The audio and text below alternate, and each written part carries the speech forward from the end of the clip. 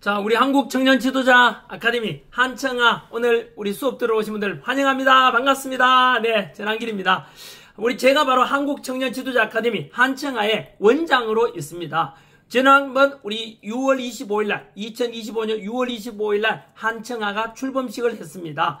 그때 바로 김진홍 목사님, 그때 우리 김문수 후보도 그때 왔었지요. 현장에 축하해주러 많은, 그리고 국회의원 나경원 의원도 오셨고 윤상현 의원도 오셨습니다. 이렇게 해서 한국청년 지도자 아카데미는 2025년 6.25날 출범식을 했고요. 그죠? 그리고 그 다음 주 정도 됐습니까? 바로 우리는 천안에서 1박 2일로 캠프도 같이 했었습니다. 그래서 우리 한국청년 지도자 아카데미는 그 뒤로 이제 한 달에 2번씩 해서 이렇게 강의도 진행되고 있지 않습니까?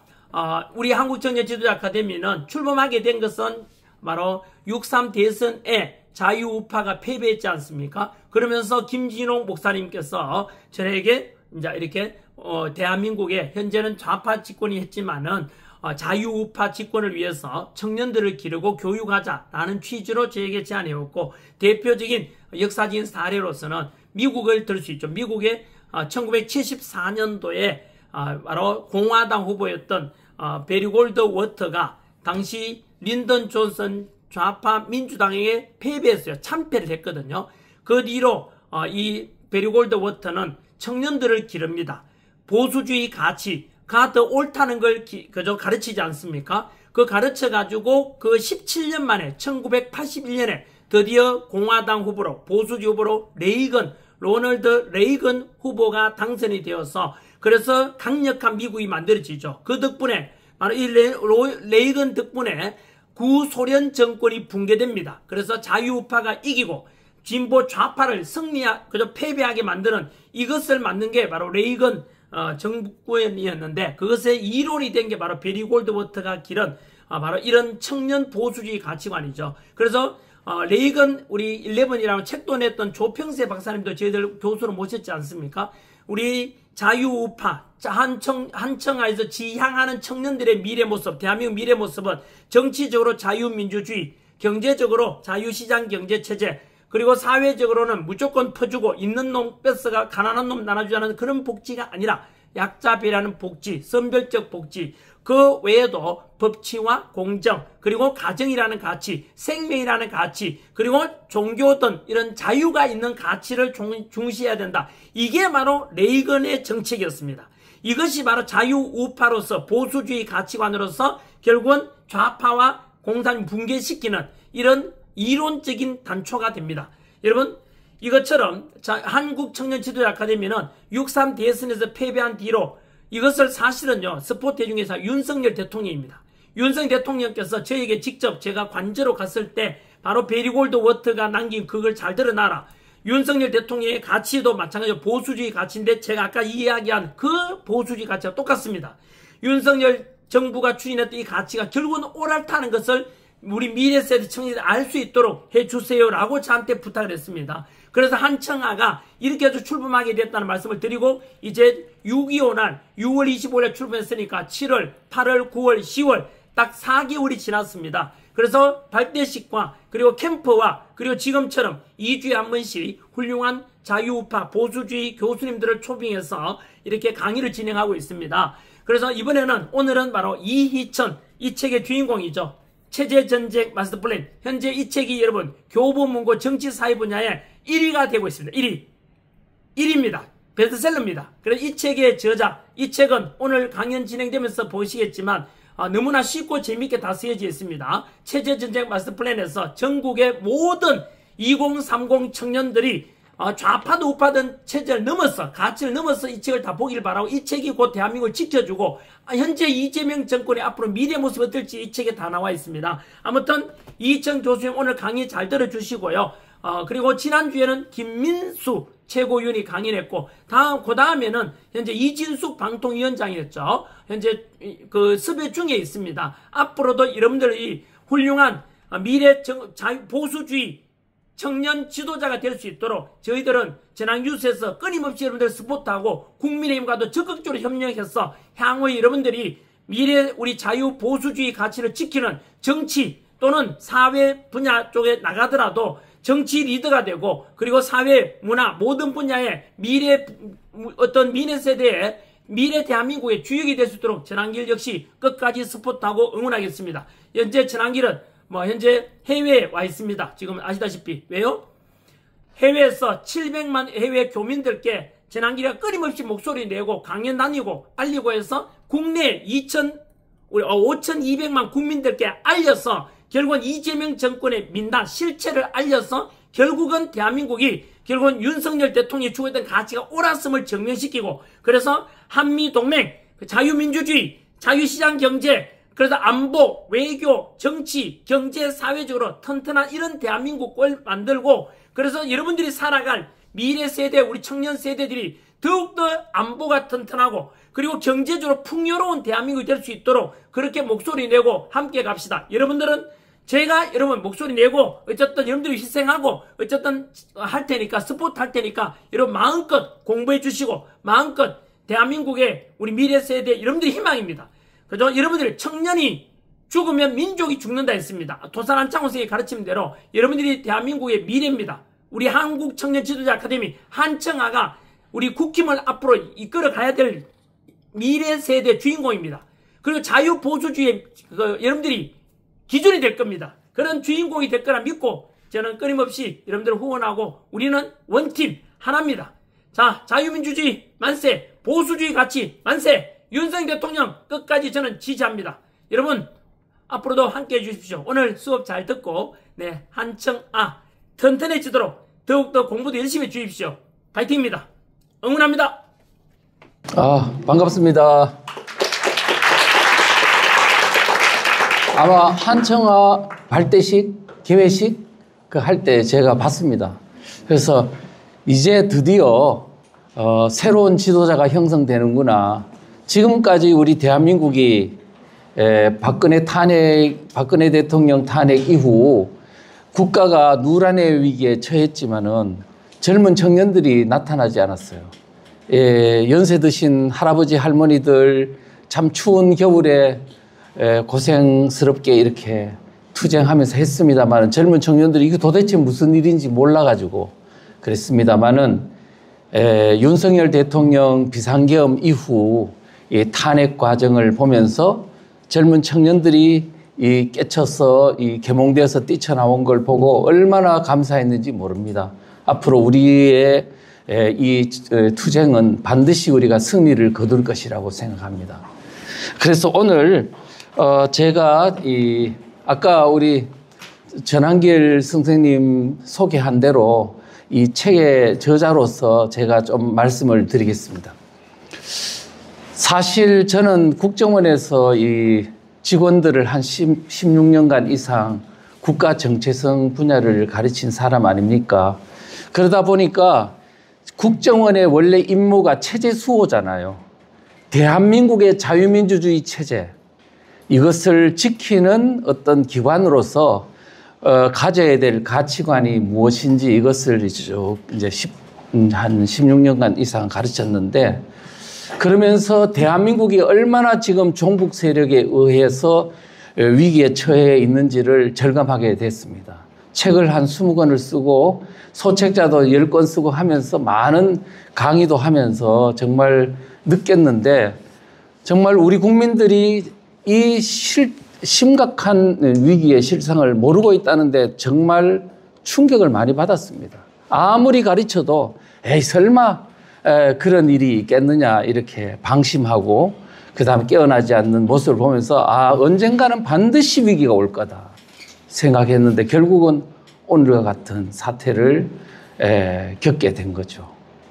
그런데 지금 어쩌면 위기는 기회라고 여러분들이 깨치고 앞으로 여러분들이 살아갈 대한민국을 지키고 나선다면은 반드시 승리할 어떤 전기가 마련될 거라고 생각합니다. 오늘 강의는 바로 여러분들에게 지금 대한민국이 직면한 현실이 어떤 건지를 깨우쳐 줌으로써 여러분들이 어디에다가 포인트를 두고 싸워야 될지를 알게 하는 데 목적이 있습니다. 여러분들이 잘 경청해 주시고 아무래도 좀 사상적인 부분이 들어가다 보니까 현재 여러분들이 알고 있는 이런 상식적인 지식과는 좀 다른 그런 부분이 있었겠지만은 여러분들이 책을 읽으면서 좀 더 깊이 이렇게 통찰하시면 여러분들은 워낙 지혜로운 분들이기 때문에 잘 이해하실 수 있을 거라고 봅니다. 전할길 선생님이 제 책을 읽어보고 이런 말을 하더라고요. 야, 이거는 5,200만 명 대한민국 국민들이 다 읽어야 될 책이다. 좌파분들도 읽으세요 라고 말을 하고요. 그러면서 참 쉽게 썼다. 그러면서 칭찬을 해 주시더라고요. 저는 지금 대한민국의 국민들이 지식도 뛰어난 사람 많지만 오늘날 대한민국 위기를 돌파할 수 있는 것은 어디에 어떤 포커스가 있냐 하면 대한민국을 지켜야 될 주인공인 국민과 유권자가 여하이 대한민국의 현재 처해 있는 위기의 실상을 정확히 아는 것. 우리는 지금 뭐냐면 어떻게든지 현재 대한민국이 처해 있는 실상과 그들의 전략 전술을 익히고 그것을 그다음에 국민들에게 잘 깨우치는 역할을 잘하느냐 못하느냐에 따라서 지금 승패가 갈리게 될 것입니다. 그래서 오늘 이 책을 잘 우리 전한길 선생님이 말씀하신 대로 청년들이 꼭 읽어보시고 상식적으로 풀면 100점 100패입니다. 그래서 공부를 하시고 그 다음에 전략 전술을 익히시고 그런 후에 같이 나서면 일사불란한 전투가 가능합니다. 반드시 승리할 수 있을 거라고 보고 여러분 오늘 강의를 경청해 주시면 고맙겠습니다. 제가 이재명 정권이 등장한 후에 3개월 동안 미국에 있었습니다. 18년 동안 너무 지치기도 했고 내가 이 이재명 정권이 등장할 것을 사실은 그게 등장하지 않게끔 하려고 부단히 노력했는데 현실이 이렇게 목도되다 보니까 너무 낭망스럽기도 하고 그래서 이제 미국에 있는 어떤 목회자님들이 좀 와서 쉬기도 하고 그다음에 순회 강연회도 좀 하라고 해서 이제 미국을 가게 됐습니다. 그런데 좀 쉬다가 보니까 한국 상황을 보니까 너무 심각해요. 뭐냐 하면은 지금 윤 대통령의 비상계엄 이후 내란 프레임을 덮어 씌워 가지고 완전히 이제 윤석열 대통령을 내란 수괴로 국민의힘당을 내란 정당으로 이제 해체시키려고 하고 그다음에 지금 자유민주주의 세력을 내란 동조 세력으로 완전히 일망타진하려고 하는데도 불구하고 어느 누구도 정당도 그다음에 지도자들도 이것을 어떻게 이거를 벗길지 이 프레임을 완전히 벗길지 그다음에 또 어떻게 하면 그거를 역공할 수 있는지 전혀 모르고 그냥 내란이 아닌데 뭐 막 그다음 또 내란을 피해 가려고만 하는 모습을 보면서 절망했습니다. 그래서 제가 안 되겠다. 국민들을 깨우기 위한 책을 만들어야 되겠다 해서 이제 3개월 동안 책을 만들었습니다. 만들고 그 책을 가지고 다시 또 이제 국민들 앞에 와서 이제 뿌리고 국민들한테 다시 강의하면서 이것을 어떻게 역전시킬 수 있을지 지금 그 얘기들을 하고 있는데 반응이 너무 좋습니다. 전한길 선생님의 도움으로 막 지금 베스트셀러가 되고 그냥 계속 직진해 올라가고 있고요. 막 폭발적인 인기를 얻고 있어서 잘하면 이것이 앞으로 대한민국 사상전의 교범이 돼가지고 논산훈련소에 동일한 교범을 가지고 훈련해가지고 모든 이 장정들이 전사가 되듯이 지금 대한민국이 지금 오합지졸인 어떤 상태에서 이 책이 우리 자유민주주의 세력의 어떤 공통의 교범으로서 역할을 함으로써 우리가 일사불란한 전투가 가능한 역할을 했으면 하는 바람입니다. 자, 그 정도로 이야기하면서 제가 강의를 진행하겠습니다. 체제전쟁 마스터 플랜. 지금 대한민국이 체제전쟁이 벌어지고 있어서 이 전쟁을 할 때는 반드시 뭐가 있어야 되느냐 하면 마스터 플랜이 있어야 됩니다. 우리가 무력전을 할 때도 전략 전술이 있어야 되고 바로 전쟁을 어떻게 치룰지에 대한 전략 전술과 마스터 플랜이 있어야 하는데 사상전은 눈에 보이지 않기 때문에 보다 더 전략 전술이 필요로 하는데도 불구하고 우리 지금 자유민주주의 세력은 도대체 적이 누군지 그들은 어떤 전략 전술로 임하는지도 모르고 그냥 광장에 나와서 시위하고 막 그냥 떠들면 그들이 갑자기 겁을 먹고 도망갈 줄 알고 그렇게 지금 8, 9년을 했습니다. 근데 결과는 어떻습니까? 불행히도 우리 원하는 대로 되지 않았습니다. 어쩌면 상황이 훨씬 더 나빠졌습니다. 그래서 지금 우리는 그런 마스터 플랜이 필요하다는 말씀을 드리고요. 지금 대한민국이 체제전쟁이라고 하면 사람들은 근자에 일어난 이런 갈등 정도로 생각하는 사람이 있는데 전혀 그렇지 않습니다. 대한민국의 체제전쟁은 오래됐습니다. 어떤 체제전쟁이냐면 대한민국의 정치 시스템을 공산주의, 사회주의로 갈 것이냐 아니면 자유민주주의 체제를 유지할 것이냐를 두고 치열한 전쟁이 일어나고 있는데 이것을 체제전쟁이라고 명명했습니다.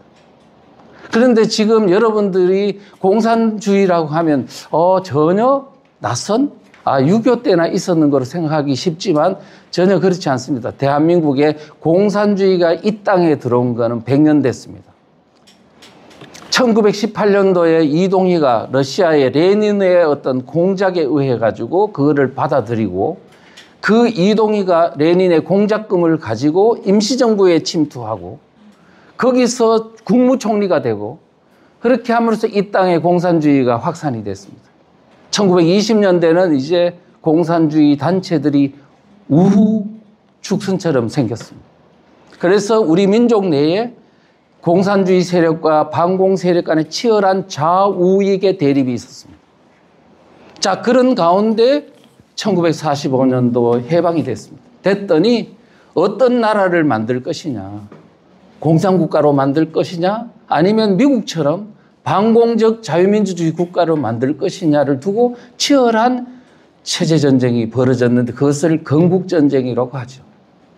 3년간의 건국전쟁을 거치면서 피도 많이 흘렸고요.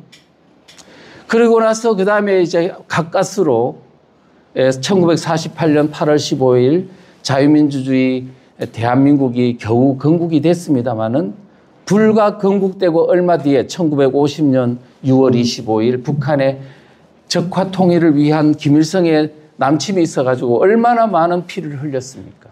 6.25 전쟁의 그 실상은 여러분들이 학교에서 잘 배웠습니다. 그런 2차 체제전쟁이 있었고요. 전쟁 끝나면서 이제 우리 민족이 어떻게 생각하냐면, 이야, 북한군이 남한의 마을에 내려왔는데, 마을에 내려오니까 그때 그 마을에서 그냥 평소 때는 형님하고 이웃, 아저씨, 삼촌, 이런 이야기를 하던 친밀했던 이웃들끼리 사상에 따라 갈라지는 거예요.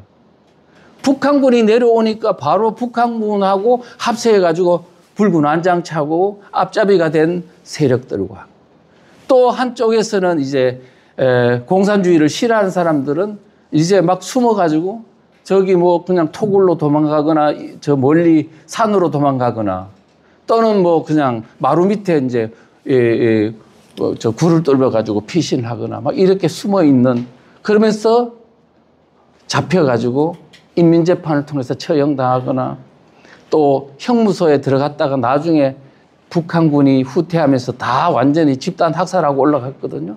그렇게 피해를 당하거나 또 북한군이 올라간 후에 남한에 있는 그 각 지역에서 북한군을 도왔던 사람들이 자기들이 이제 처벌당할 거를 우려해가지고 그 유가족들을 다 집단 학살한 일들이 1950년 10월 달에 곳곳에서 일어났습니다. 이런 걸 보면서 이제 북한군도 무섭고 지금 남한에 있는 이웃이라고 했는데 공산주의 사상을 가진 사람들이 너무 무서웠다. 그래서 그때가 되는 이웃이 무섭더라는 말을 6.25 전쟁을 겪었던 사람이 하죠. 이런 가운데 뭐냐면 공산주의는 정말 무섭구나. 어떻게 알고 있는 친척 그냥 친구들을 그냥 무자비하게 죽창을 찔러가지고 죽이는 그런 악행을 하느냐. 도대체 그 사람이 왜 갑자기 마귀가 됐냐 하니까 공산주의 사상이 바로 사람을 미치게 만들어버리는 거예요. 그래서 이제 공산주의의 위험성을 알게 되고 반공의식을 갖게 되면서 우리가 1970년, 80년대 이후 고도 성장을 할 수 있었습니다만은 1980년대 이후 대학가에서 일어난 일군의 이제 공산주의 좌익 세력들이 이제 등장하기 시작했고 1985년, 86년에는 이제 김일성을 수령님으로 모시는 그런 주사파들이 이제 대학가의 운동권을 완전히 장악하게 됐습니다. 그러면서 그들이 대학을 이제 졸업하고 사회로 진출하면서 노동계로, 교육계로, 뭐 그 다음에 종교계로, 문화계로, 언론계로 또는 정치계로 확대되면서 3, 40년이 지난 뒤에 그들이 모든 진지를 장악하고 심지어는 이제 국회까지 장악하고 이제는 행정부까지 장악하면서 오늘과 같은 이런 상황에 이르게 됐습니다. 그런데 우리는 지금까지 그와 같은 종북 세력이 지금 현재 모든 대한민국의 진지를 장악하고 이제 점점 정권을 장악해서 체제를 바꾸려고 한다는 것을 많이 선각자들이 이야기했음에도 불구하고 국민들은 내몰라라. 거기다가 1990년도 동구 공산권이 무너지고도 보니까 이제 공산주의는 사라졌다. 그 다음에 공산주의가 막아야 된다는 사람이 있으면 저 수구 꼴통이네, 극우 세력이네, 색깔론이네, 메카시즘이네 이런 식으로 비판하면서 그런 사람들의 말하는 것을 재갈을 물렸죠. 이와 같은 사태가 오늘 이런 비극을 낮은 산물이다. 또 자녀들을 교육 안 시키고 학교에서 교육 안 시키고 하게 되면서 오늘 같은 비극이 일어나게 된 것입니다. 지금은 그런데 이제 저는 그렇습니다. 현재 상황은 대한민국이 이제 공산화의 구분응선이 아니고 이미 대문이 열리고 이제 공산화로 가는 고속도로 진입한 상태다. 이제 다시 이거를 회복하려면 많은 이제 진짜 그냥 단순히 장난이 아니고 이제는 죽음을 각오하고 우리가 체계적으로 그들과 싸울 수 있는 전투력을 갖출 때 지금 그게 역전이 가능하다. 미국에서도 그러더라고요. 왜 한국에서는 베네수엘라 국민들처럼 안 일어나냐고. 지금 한국 국민들이 일어나야 미국이 도와줄 수 있다. 그래 이야기를 하더라고요. 우리가 지금 그런 것들을 생각해 볼 때 청년들이 지금 단순하게 어른들이 했던 것처럼 그렇게 그냥 낭만적으로 생각하고 하면은 안 된다. 그래서 매우 체계적으로 그들이 했던 것처럼 지금 그들의 실체가 무엇인지 전략 전술은 무엇인지 어떻게 대응해야 이 전세를 역전할 수 있을지 명확한 공부를 하면서 전략 전술을 익히면서 우리가 투쟁을 해야지 그냥 막연하게 어떤 광장에 모여서 시위하는 것으로는 지금 우리 어른들이 지금까지 실패했던 그 전철을 밟게 된다. 이제 공부를 해야 된다. 우리가 군인들도요, 진짜 공부 많이 합니다. 지금 전략 전술에 대한 이해 없이 절대로 이게 전투를 해서 승리할 수 없습니다. 그런데 눈에 보이지 않는 사상전은 더더욱이나 전략 전술이 이 전략 전술에 대한 공부가 필요하다는 말씀을 드리겠습니다. 지금 대한민국은요, 지금 이제 사실 윤 대통령 비상계엄이 언제 했죠? 작년 12월 3일 했잖아요. 12월 3일 직후부터 이제 이재명 세력이라 할까 더불어민주당과 그다음에 종북 좌파 진영에서 끝없이 윤석열 대통령 비상계엄은 내란이라고 막 덮어씌웠어요. 내란이다.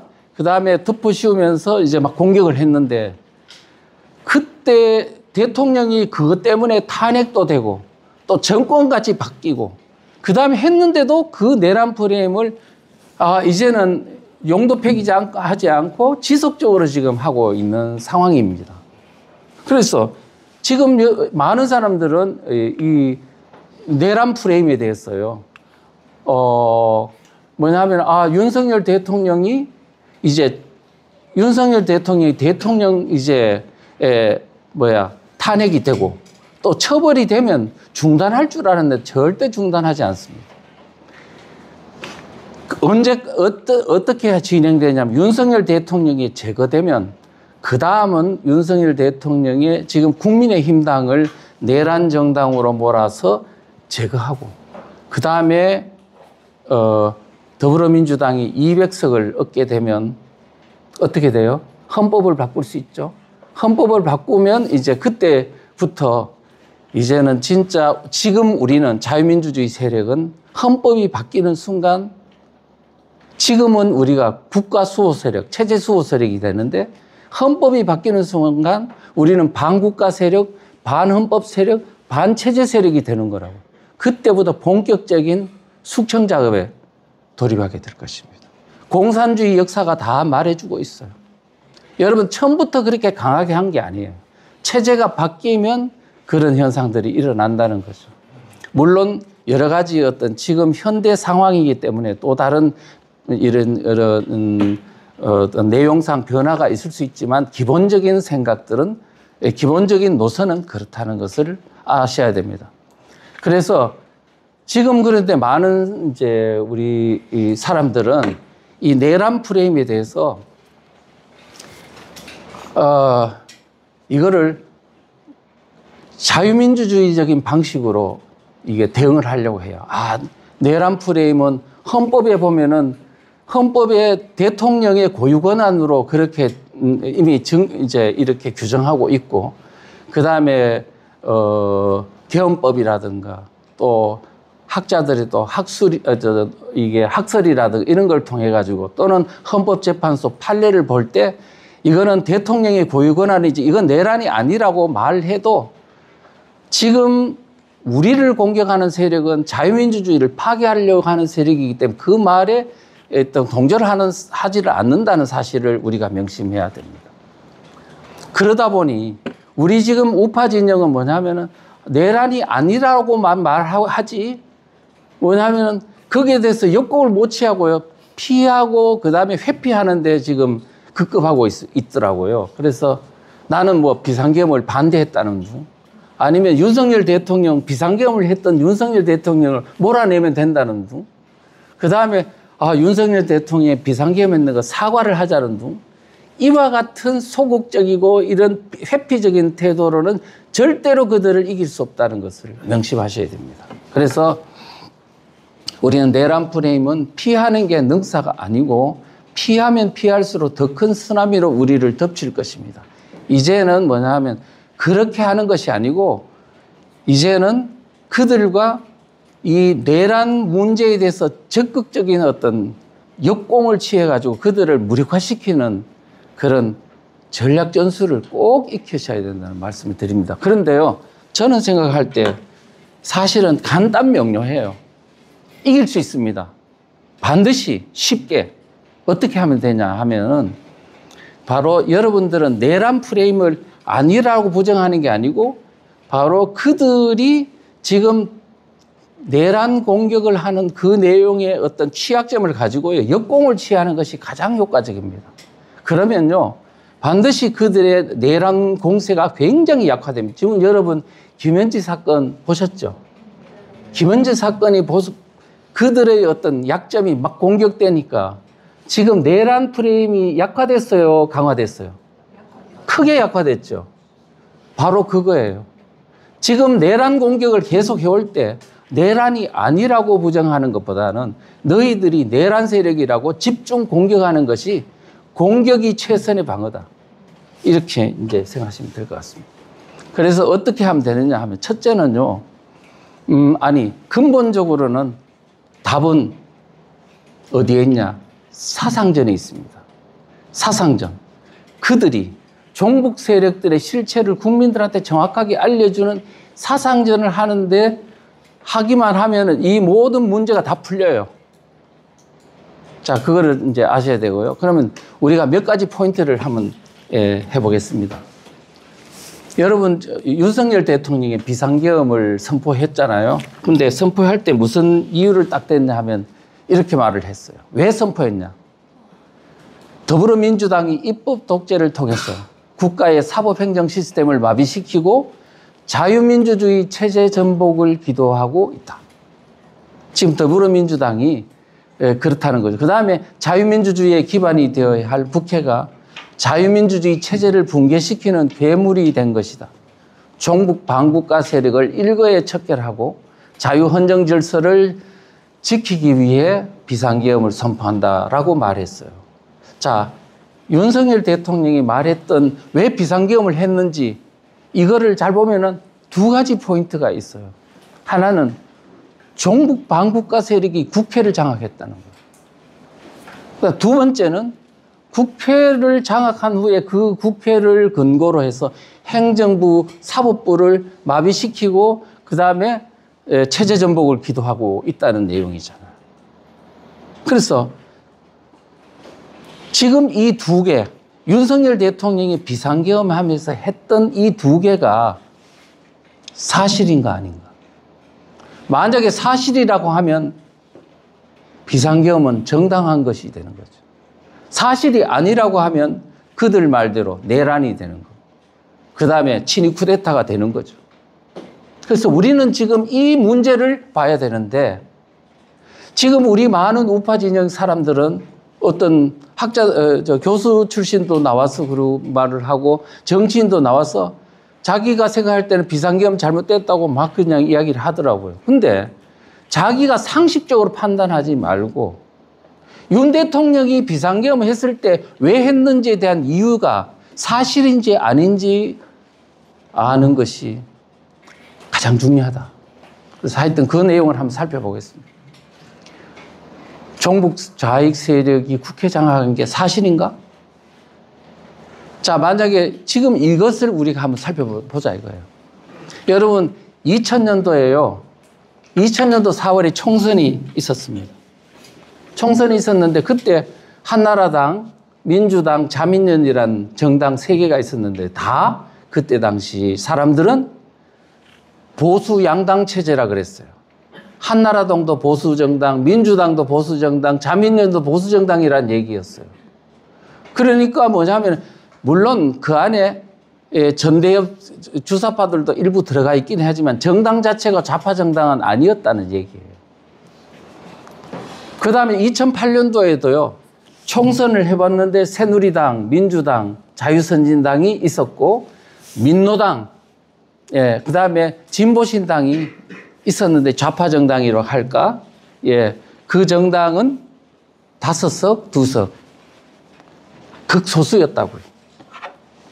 이 정도로 우리가 정당 구조를 보면 좌파 정당이 극소수였던 상태였는데 불과 10년 약간 남짓 만에 완전히 바뀌어 버렸어요. 2000년도 총선, 2024년 총선을 보면은 완전히 역전이 돼 버렸습니다.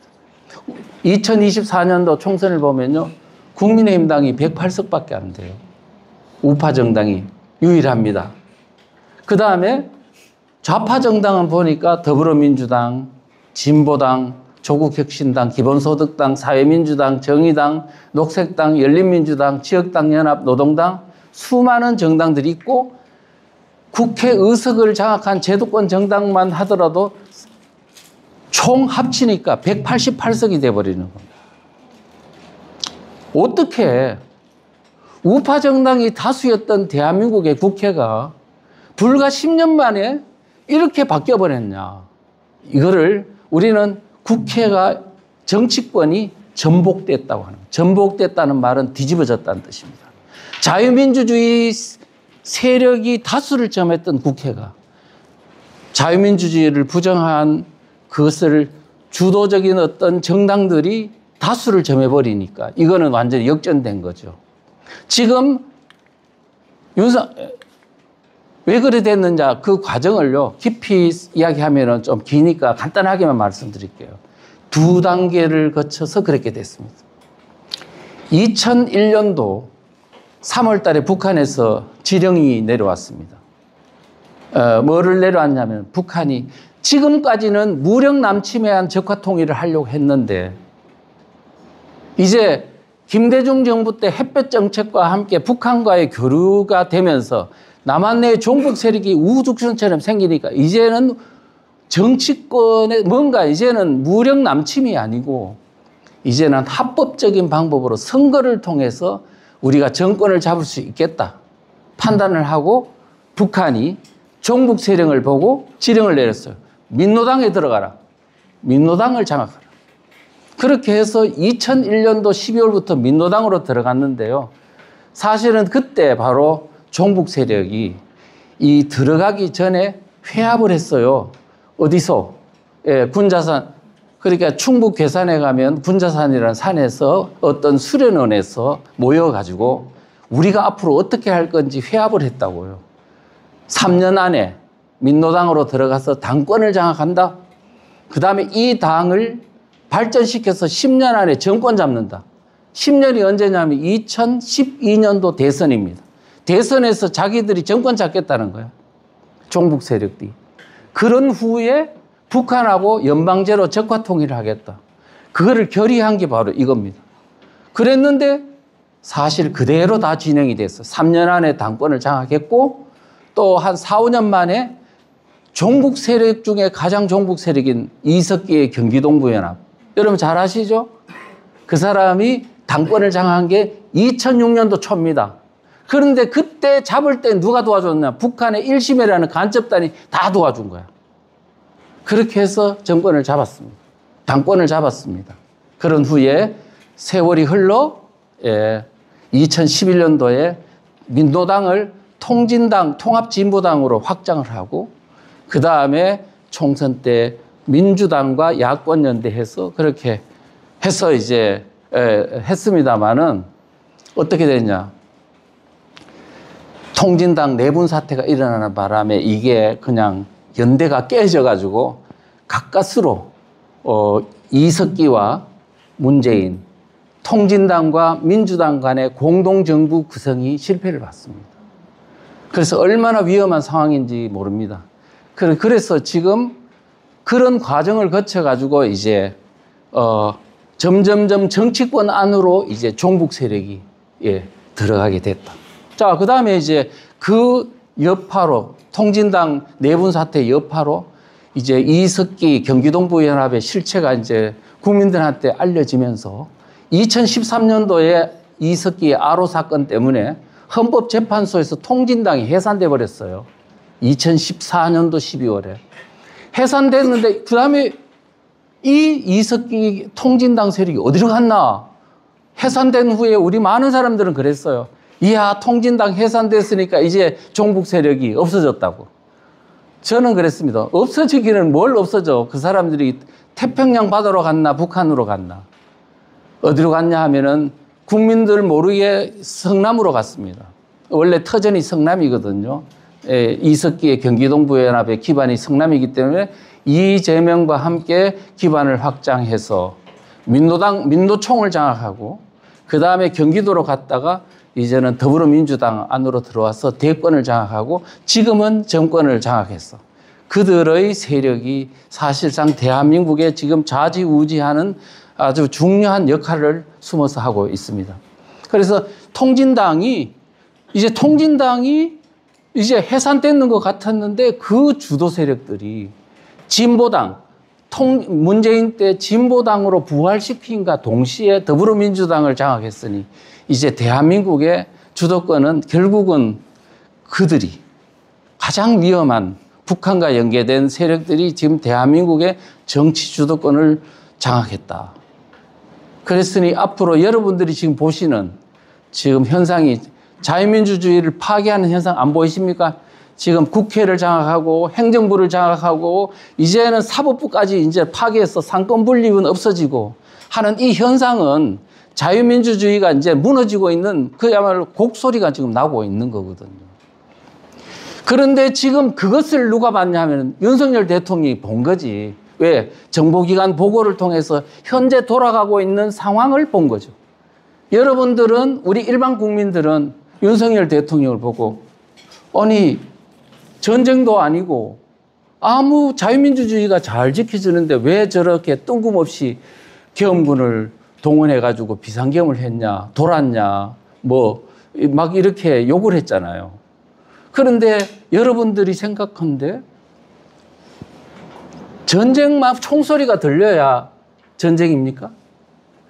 보이지 않는 전쟁, 총성이 없는 전쟁, 사상전쟁, 체제전쟁은 겉으로 볼 때는 아무 소리가 들리지 않게 조용하게 정부가 전복되고 국회가 전복되고 지금 노동권, 경제, 언론 모든 부분이 다 장악당하고 그랬지 않습니까?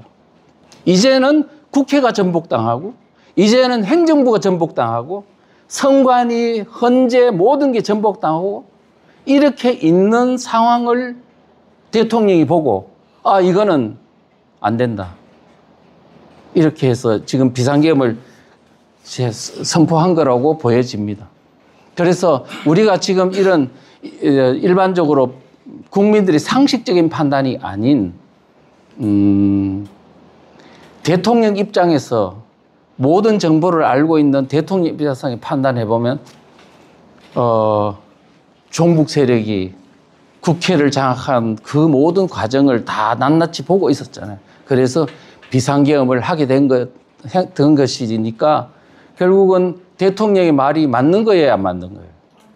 종북 반국가 세력이 국회를 장악하고 이런 말이 맞는 거죠. 그렇습니다. 그럼 여러분 지금 이거는 뭐 지난 대선 2022년 대선 전에 이 더불어민주당 당 게시판에서 올라온 겁니다. 이낙연 후보와 이재명 후보 간에 막 이렇게 경선이 일어날 때 거기서 당 게시판에 있었던 건데 이번 경선 결과에 따라 민주당을 지킬 수 있을지 아니면 저 미친 통진당 세력에게 당을 통째로 빼앗길지 결정될 것으로 보이는구려. 이미 당내에 있는 사람들은 이 상황을 감지했다 안 했다? 감지했다. 그래서 결국은 다 뺏겼습니다. 그리고 이낙연 세력은 거기에 견디지 못하고 당에서 쫓겨났습니다. 이제 둥지는 그들의 통진당 세력이 주도하는 그런 세력에 의해서 이제 지배되고 있다. 그래서 옛날에 민주당을 생각했던 사람은 전혀 지금 그때 민주당하고 지금의 민주당은 완전히 판이하게 다른 그런 현상을 보이고 있는 이유입니다. 자, 그 다음에 지금 종북에 의한 정부 전복에 관한 게 실제 일어나고 있는가 문제를 한번 보겠습니다. 예. 지금 있잖아요. 내가 요 이야기를 좀 봐야 되겠네. 아니다.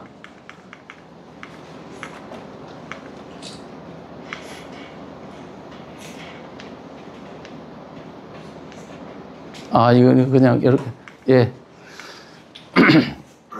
제가 윤석열 정부가 등장한 후에요. 2022년도 5구 대선으로 등장한 후에 제가 강의를 할 때마다 그랬어요. 지금 여러분들은 집으로 돌아가시면 안 됩니다. 지금 대한민국이 사실상 정부가 전복됐습니다. 그랬어요. 그러면서 사실상 적화된 상황인데 여러분들이 윤 대통령이 됐다고 해서 돌아가시면 안 된다 그랬더니 사람들이 많이 충격을 받더라고요. 저는 국정원에 있으면서 지금 정부 내에 국정원을 포함해서 경찰, 그다음에 검찰 모든 부서 내에서 지금 그 직원들이 어떻게 지금 사상적으로 지금 오염돼 가고 있는지를 잘 관찰했던 사람이에요. 그런데 그래서 내가 이거는 전복됐다고 그랬어요. 예, 전복됐다고. 그랬는데 이번 비상계엄 이후 상황을 보면서 정확하게 그게 사실로 드러났습니다. 여러분 잘 아시다시피 이 12월 3일 날 비상계엄이 있었죠. 자, 있고 12월 5일 이틀 뒤에 어떤 일이 있었냐면 대통령 직속에 있는 대통령 통치권 안에 명령을 받는 경찰, 검찰, 공수처 이와 같은 수사기관이 대통령의 명령도 없이 대통령을 체포하는 대규모 수사단을 만들어가지고 대통령 체포하러 달라들었어요. 윤 대통령이 직무정지된 거는 12월 14일 국회에 의해서 탄핵 소추가 됐을 때 비로소 이제 직무가 정지된 건데, 직무가 정지되지 않은 상황에서 대통령의 명령을 따라야 될 경찰, 검찰, 공수처가 동시다발적으로 대통령을 체포하는 대규모 수사단을 만들었다는 것은, 대통령의 지시 없이 만들었다는 것은, 이건 뭐라고 말합니까? 반란이니까요, 반란. 반란이 이걸 반란이라 그러는 거예요. 그런데 도대체 이 반란을 누가 지시했냐? 더불어민주당이 지시한 겁니다. 이게 경찰, 검찰, 공수처에 다 이렇게 이미 사전에 오래전부터 협조 세력들을 다 이렇게 두고 있었기 때문에, 자, 지금 바로 수사단 만들어 체포해. 그러니까 이제는 세상이 바뀐 줄을 다 아니까, 어디에 줄 서야 되는 줄 아니까. 물론 경찰과 검찰 내에 그거를 반대하는 사람이 있었습니다만은 힘이 없었던 거지. 왜? 조직화가 안 돼 있으니까. 그 다음에 뭔가 체계적인 사상훈련과 전략 전술에 관한 것들이 없었으니까 그냥 가만히 있을 뿐이죠. 그래서 지금 이제 이미 제가 그렇게 말했죠. 정부가 전복됐다는 말이 이렇게 됐던 거야. 자, 그러면 대통령 입장에서 봤을 때, 비상계엄을 할 때 이미 그 현상을, 만연한 반란 현상들이, 정부 전복 현상이 일어나는 걸 대통령이 알았을까 몰랐을까? 알았겠죠. 그래서 이거는 일종의, 우리 여기도 나오죠. 비상계엄을 하려는 이 사유가 헌법 제77조에 보면은 뭐라고 돼 있어요? 전시 사변이에 준하는 비상사태 때 비상계엄을 할 수 있다고 돼 있잖아요. 전시는 뭐예요? 전쟁. 사변은 반란 현상이죠. 무력적인 반란이 있잖아요. 그러니까 옛날에 6.25 전쟁을 뭐라 그랬냐면, 어른들은 6.25 사변이라고 그랬어요. 김일성의 난이라는 뜻이야. 그걸 우리는 사변이라고 그러는 거예요. 그 다음에 또 뭐가 있냐면, 이에 준하는 비상사태예요. 그러니까 지금 이 전시 사변은 아니지만 이에 준하는 비상사태 안에 뭐가 들어있냐면, 정부가 전복되고 있는 현상들이 다 포함되는 겁니다. 그거는요, 전쟁보다 더 무서울 수 있어. 내부에 의해서 지금 공무원들이 지금 반체제 세력에 의해 가지고 지금 조종당하면서 지금 전복을 기도하고 있다는 것은, 이거는 헌법이나 공무원법에 지형하고 있는 자유민주주의 지켜야 된다, 그 명령에 어긋나는 거예요. 이런 것들이 지금 어떻게 보면은 전시사변 이에 준하는 비상사태라고 볼 수 있죠. 그래서 대통령이 비상계엄을 했다고 봅니다. 내용상, 비상계엄의 내용상, 절차상 약간의 어떤 문제가, 판단의 문제에 약간 하자가 있거나 아니면 좀 미흡한 게 있다 하더라도, 지금 그가 판단했던 이 비상계엄을 할 수밖에 없다고 생각한 그 근거는 정당하다. 그렇게 볼 수 있습니다. 그러면 내란이다, 아니다? 아니다. 이렇게 명확한 거죠. 그런데 이런 걸 보고 종북 세력이 국회를 전복하고 행정부를 전복해 나가는 그걸 보고 한 건데, 그걸 보고 윤석열 대통령이 영구 집권을 꿈꾸기 위해서 친위 쿠데타 했다? 전제군주를 꿈꾸고 친위 쿠데타 했다고 이재명 그런 말을 했거든요. 그러니까 이게 허망한, 정말로 잘못된 주장인지는 다 이제 아시겠죠. 그러니까 우리가 지금 윤 대통령이 됐어. 비상계엄 잘했냐 못했냐 상식적으로 판단하지 말고, 그가 말했던 비상계엄을 했던 그 이유가 사실에 근거한 그런 게 있는지 없는지를 우리가 판단하고 그거를 파악하는 것이 이 내란 프레임을, 그들의 내란 프레임을 무력화시키는 가장 좋은 방법이다. 그렇게 말할 수 있어요. 그 다음에 이제 두 번째 포인트는 뭐냐 하면 또 다른 각도예요. 지금 윤석열의 내란 프레임, 윤석열한테 덮으신 내란 프레임이 내란이 아니라고 말하는 이유라면, 지금 말하는 거는 그게 아니고 완전 역프레임을 거는 겁니다. 역프레임을. 너희들이 내란 세력이라고. 강하게 내란 프레임이라고, 내란이라고 말하는 그들이 내란 세력이라고 역공을 취해주는 내용이에요. 이거는 너무나 명백하고도 지금까지 그들의 속성으로 봤을 때 타당하고도 진리에 진실된 어떤 사실이다, 이래 말할 수가 있습니다. 여러분, 종북 좌익이란 말은 북한을 추정하면서 공산주의, 사회주의 체제로 바꾸려는 세력을 종북 좌익이라 하잖아요. 근데 이 종북 좌익의 기본 어떤 사상 노선은 뭐예요? 결국은 공산혁명 세력인 거예요.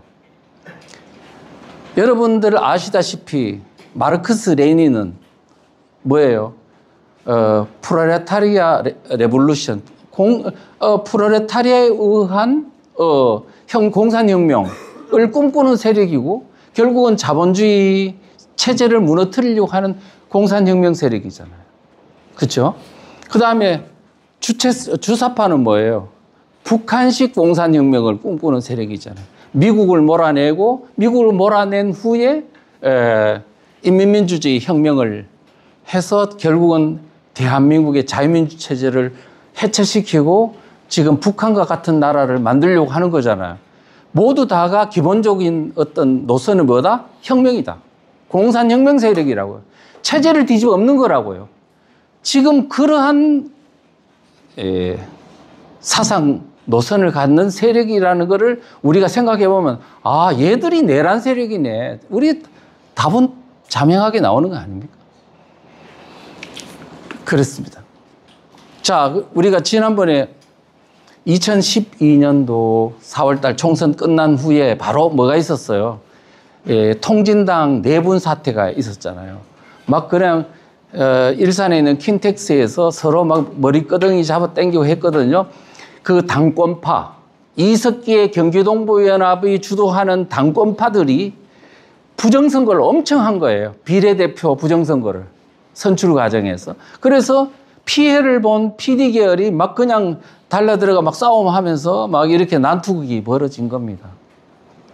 자, 그때 그것 때문에 이제 뭐 통진당이 아주 그냥 지지율이 10.3%에서 그냥 2, 3%까지 떨어지면서 이게 엉망이 돼버렸는데, 그때 우리 이종철 씨라고 고대 총학생회장 했던 분이 TV조선에 나와서 했던 말이에요.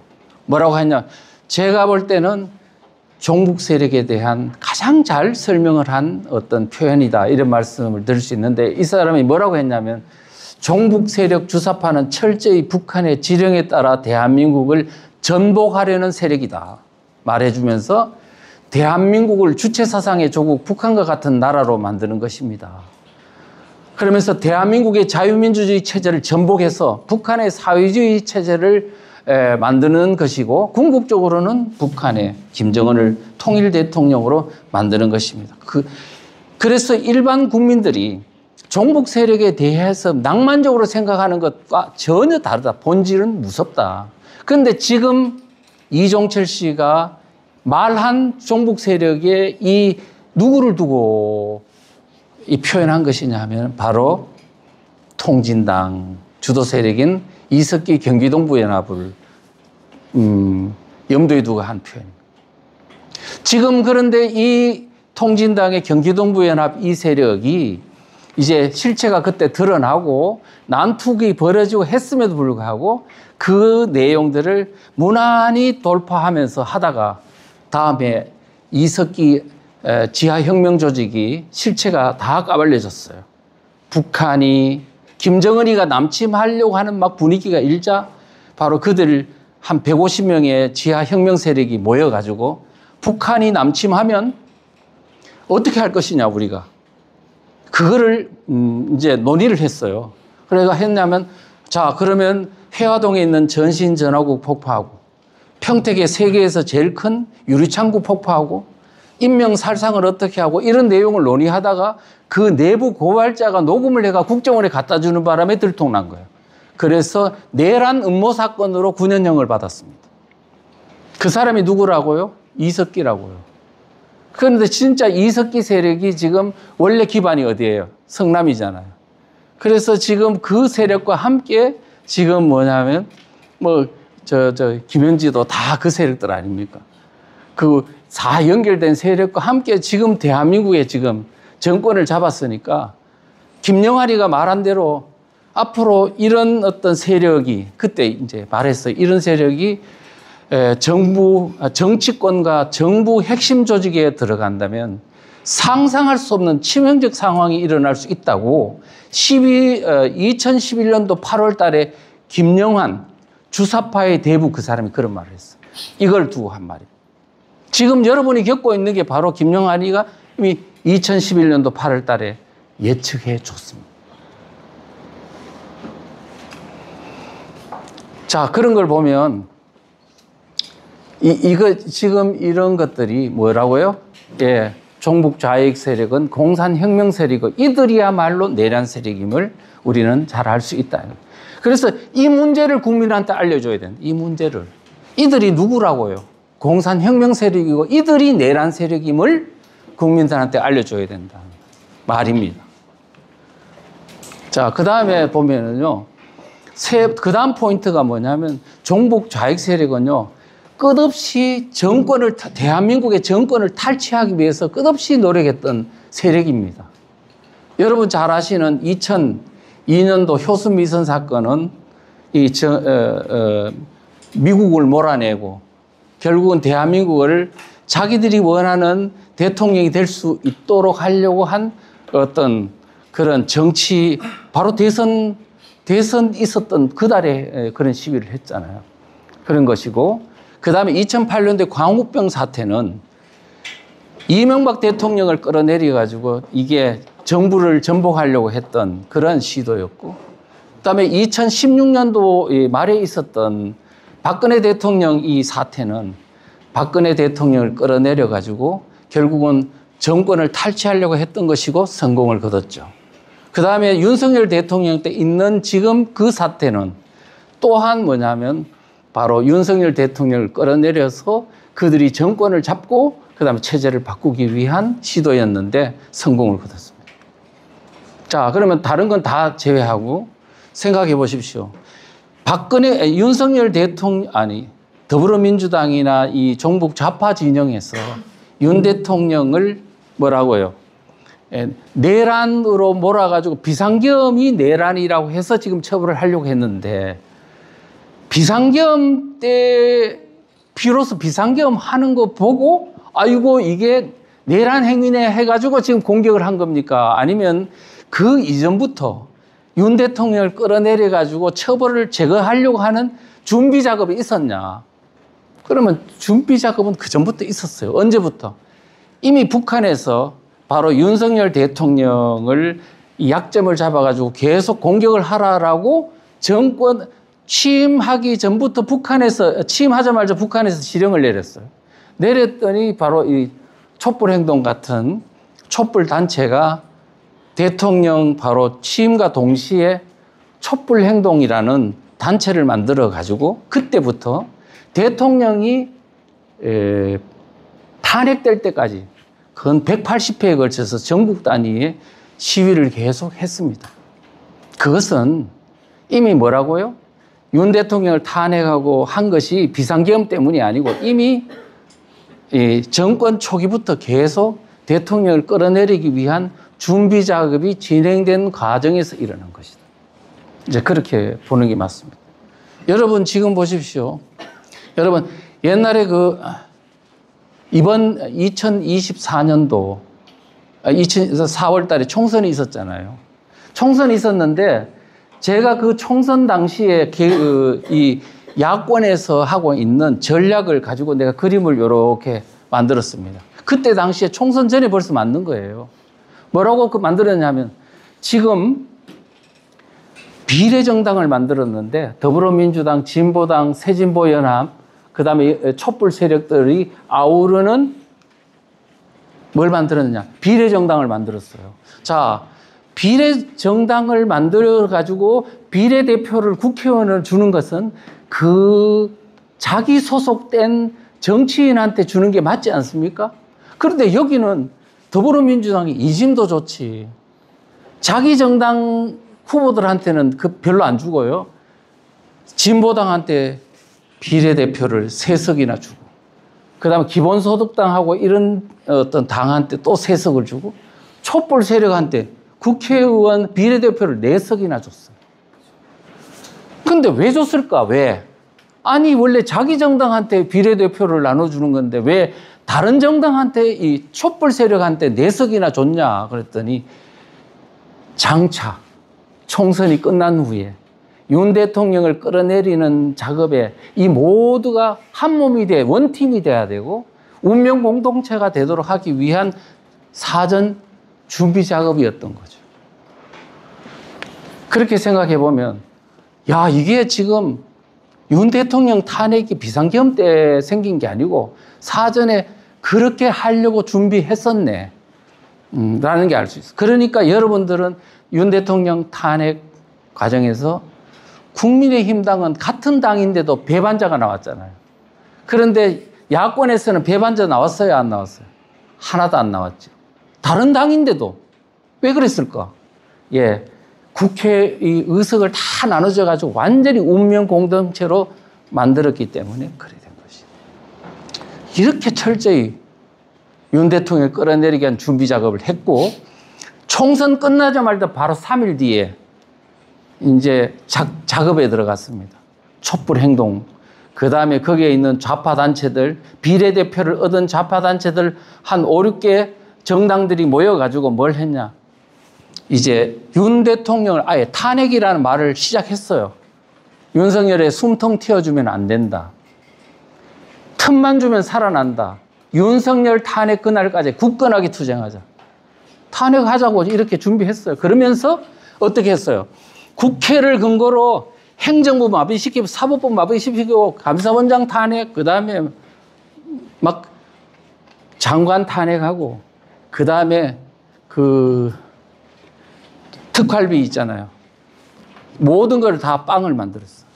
그러니까 대통령실도 감사원에도 특활비를 한 개도 안 준 거야. 안 줬으니까 활동을 할 수 있어요. 사람 만나려면 식사도 해야 되고 커피도 먹어야 되는데 돈이 한 푼도 없는데. 그러니까 모든 행정 부분이 있잖아요. 대통령실이 하는 기능이 마비가 돼버린 거예요. 그러니까 지금 뭐냐면 대통령 입장에서는 이게 국정 운영 자체가 되질 않는 거예요.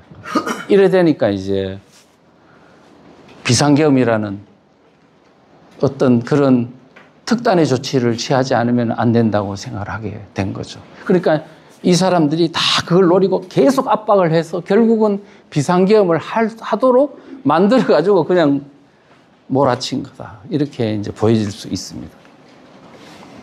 그 다음에 또 하나는 뭐냐면 외환 세력의 문제입니다. 내란 프레임, 그거를 이제 극복하려면 아까 그랬잖아요.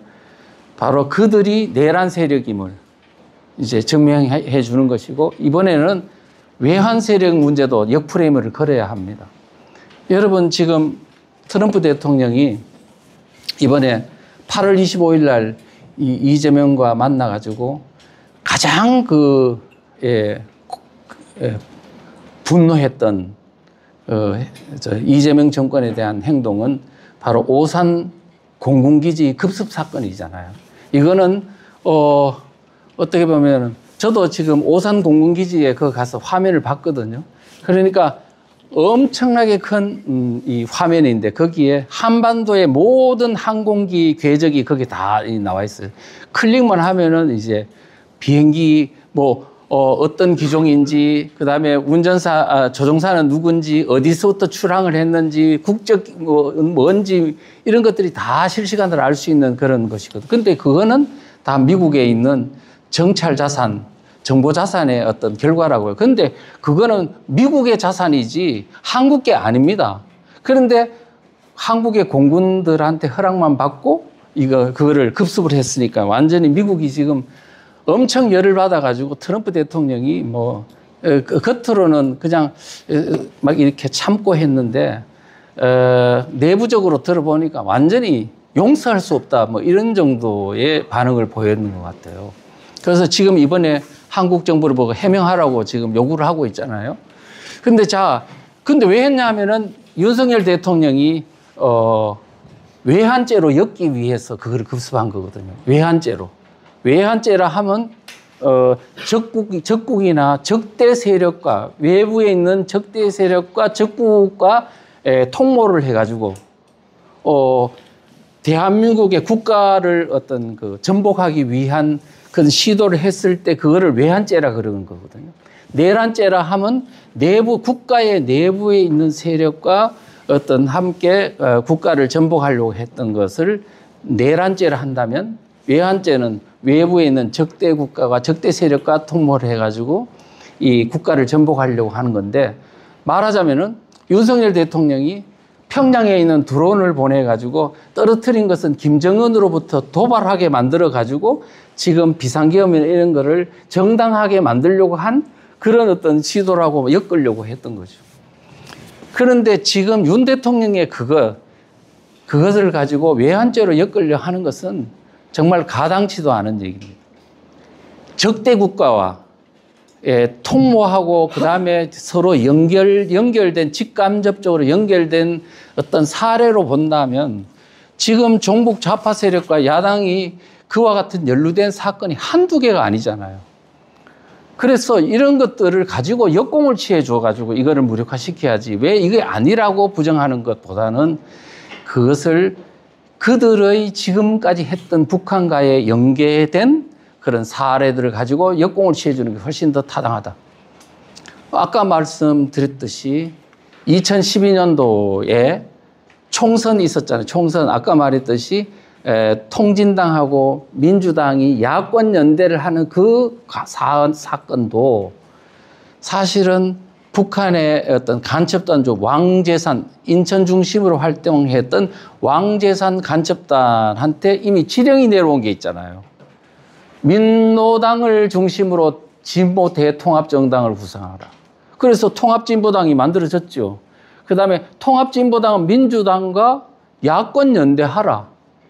지금 이렇게 지령이 내려졌는데 그다음에 진짜로 총선 때는 야권 연대가 이루어졌잖아요. 그래가지고 이석기의 통진당과 그다음 문재인의 그런 민주통합당이 단일 후보를 내세우는 이런 현상들은 물론 뭐 인과관계 뭐 직접적으로 인간관계 여부에 대해서는 그거는 100% 이렇게 딱 맞다고 할 수 없지만은 지금 이와 같은 의심되는 모든 사안들이 다 있지 않습니까? 그래서 이런 것들을 가지고 지금 윤석열이 아니고 진짜 그들이 그동안에 지금 선거에 북한과 연결되거나 직간접적으로 연루된 것으로 의심되는 이런 사건들이 얼마나 많냐 이거예요. 이런 것도 하나 사건이고요. 그 다음에 진짜 이 사건에서 만약에 야권연대가 통진당 내분 사태가 없었으면 아마 심각한 대한민국의 체제가 넘어가는 그런 사건이 생길 수 있었다는 것도 있고요. 그 다음에 이재명 지금 대통령과 관련된 사안도 충분히 지금 의심스러운 이야기들이 있지 않습니까? 뭐냐면 대표적인 게 2021년도 7월 달에 적발된 충북동지의 간첩단 사건 아닙니까? 여러 가지 내용들이 많습니다만 그중에 중요한 부분은 뭐라고 했냐면 2020년도 그 7월 달에 이제 이 충북동지의 간첩단이 북한에 있는 공작기관인 문화교류국한테 이런 내용을 통지문을 보냈습니다. 이재명 경기지사가 민주진보 개혁 세력의 대선 후보로 광범위한 대중조직이 결집될 수 있도록 본사에서 적극적인 조치를 취해달라. 지금 2022년도 대선 때 이재명이 어떤 그 대선 후보가 될 수 있도록 북한 보고 지금 도와달라는 거예요. 그랬더니 한 달 뒤에 북한에서 답장이 왔습니다. 이재명이 대선 후보로 나서자면 아직 넘어야 될 산이 많다. 당선되면 북한이 바라는 통일 대통령이 될 수 있느냐의 문제가 있는 만큼 좀 기다리라고 그랬어요. 지금 대통령이 결정되는 그 중차대한 문제에 북한에 있는 간첩단하고 북한에 있는 공작기관이 막 왔다리 갔다리 협의했다면 이거 진짜 외환죄 되는 거 아닙니까? 그래서 우리가 이런 부분들을 공격하면 되는데 지금 거기에 대해서 공격을 안 하고 지금 윤석열 대통령의 그게 드론이 뭐 그걸 가지고 이렇게 외환죄로 모느냐. 그때 북한에서 오물풍선 드론들을 얼마나 많이 보냈느냐 이런 어떤 논리보다는 바로 그들이 북한과 연계되어 왔던 그런 어떤 내용들을 가지고 공격을 취해주는 역공을 취해주는 것이 훨씬 더 효과적이라는 말씀을 드립니다. 자, 그러면서 어떻게 이제 앞으로 역전을 할 것이냐 하면은 아까처럼 진짜 뭐냐면 윤석열 대통령을 비상계엄을 정당화하는 논리도 그렇고 그 다음에 역공을 취하는 논리도 그렇고 다 사상적인 포인트를 가지고 공격을 취해줘야 된다는 거죠. 근데 저는 이번 대선을 보면서 느낀 게 이재명 후보의 그 부도덕한 부분이나 불법적인 부분에 대해서만 포커스를 두는 거야. 대장동 사태, 백현동 사태, 뭐 법카 사건, 그 다음에 또 뭐 형수 욕설 사건 이런 것만 가지고 공격을 하는데 사실상 어디다가 공격 포인트를 둬야 돼요. 그들이 정권 잡으면은 대한민국의 자유민 체제가 무너진다는 그 어떤 부분, 또 북한과 연결되어 왔던 그런 부분, 지금 경기동부연합과 이석기와 이 수많은 그 연결된 어떤 고리들을 하나도 공격 안 하고 단지 부도덕한 사람이 정권 잡으면 되느냐 이렇게 공세를 취해왔다는 데 대해서는 사실상 불만이 있습니다.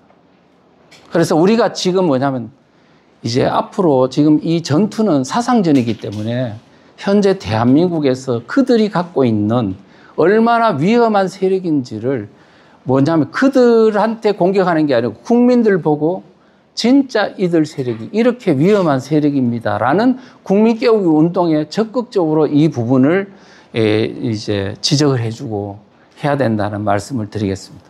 그래서 지금 우리 여러분들과 같이 이제 우익전사들은 현재 전투, 사상전을 할 때 뭘 해야 되냐. 동일한 교범으로 사상에 대한 그들의 전략 전술에 대한 이해를 좀 해줘야 되고요. 두 번째는 국민 유권자 깨우기 운동에 전개해야 됩니다. 여러분들만 알면 안 되고 이제는 국민들, 잘 모르는 국민들을 향해서 이 문제를 좀 더 체계적으로 이제 일사불란하게 전개할 수 있도록 해야 된다. 세 번째는 바로 내용 문제인데 국민들을 깨울 때 뭘 깨우냐 하면 바로 종북자에게 실체를 알림으로써 지금 대한민국 앞에 어떤 위협이 닥치는지를 꼭 좀 알려주는 노력을 해야 될 것입니다. 자, 여러분들 보십시오. 우리가 지금 박근혜 대통령이 탄핵된 후에 한 8, 9년 동안 참 수도 없이 노력을 했는데도 왜 문제가 안 풀리고 이렇게 사태가 계속 악화됐느냐 하면요. 딱 이 줄다리기의 이 모습이에요. 어떠냐 하면은 그냥 우왕좌왕 줄에 그저 이 구경만 하는 사람, 그 다음에 또 아군끼리 서로 당겨가지고 이 줄을 당기면은 바로 이게 서로 힘이 그냥 아군끼리 적인 줄 알고 당기기도 하고 거꾸로 당기는 사람, 수도 없는 그런 어떤 때문에 지금 이거는 우리끼리요, 이게 사람의 숫자는 많아도 전혀 힘을 쓰지 못합니다. 그럼 어떻게 해야 되느냐? 우리가 효과적으로 이 전쟁에서 이기려면은 일사불란해야 돼. 일사불란이 되려면은 뭐 해야 되냐면 지금 적이 누군지, 그 다음에 그들은 어떤 세력이며, 그 다음에 또 그들은 어떤 전략 전술을 쓰는지 알고, 그 다음에 우리도 거기에 맞춰서 이길 수 있는 전략 전술을 짜가지고 체계적으로 학습하고 그들을 공략해야 되는 거거든요. 그렇지 않고 그냥 막 싸우면 우리 내부에 분열이 일어나가지고 되지를 않습니다. 그래서 우리가 지금 여러분들이 이 책을 뭐 읽고 이렇게 학습을 하면은 여러분들이 이제는 조금 사실은 똑같은 교법을 가지고 논산훈련소에서 이제 훈련 받는 거와 똑같지 않습니까? 그러고 나면 어디를 공격해야 되는지를 알 수가 있거든요. 이제 그렇게 하시면 되고. 그 다음에 지금 우리 국민들 중에는 자유민주주의를 좋다는 사람이 거의 한 80% 정도 돼요. 그런데 실제는 자유민주주의가 뭔지를 몰라.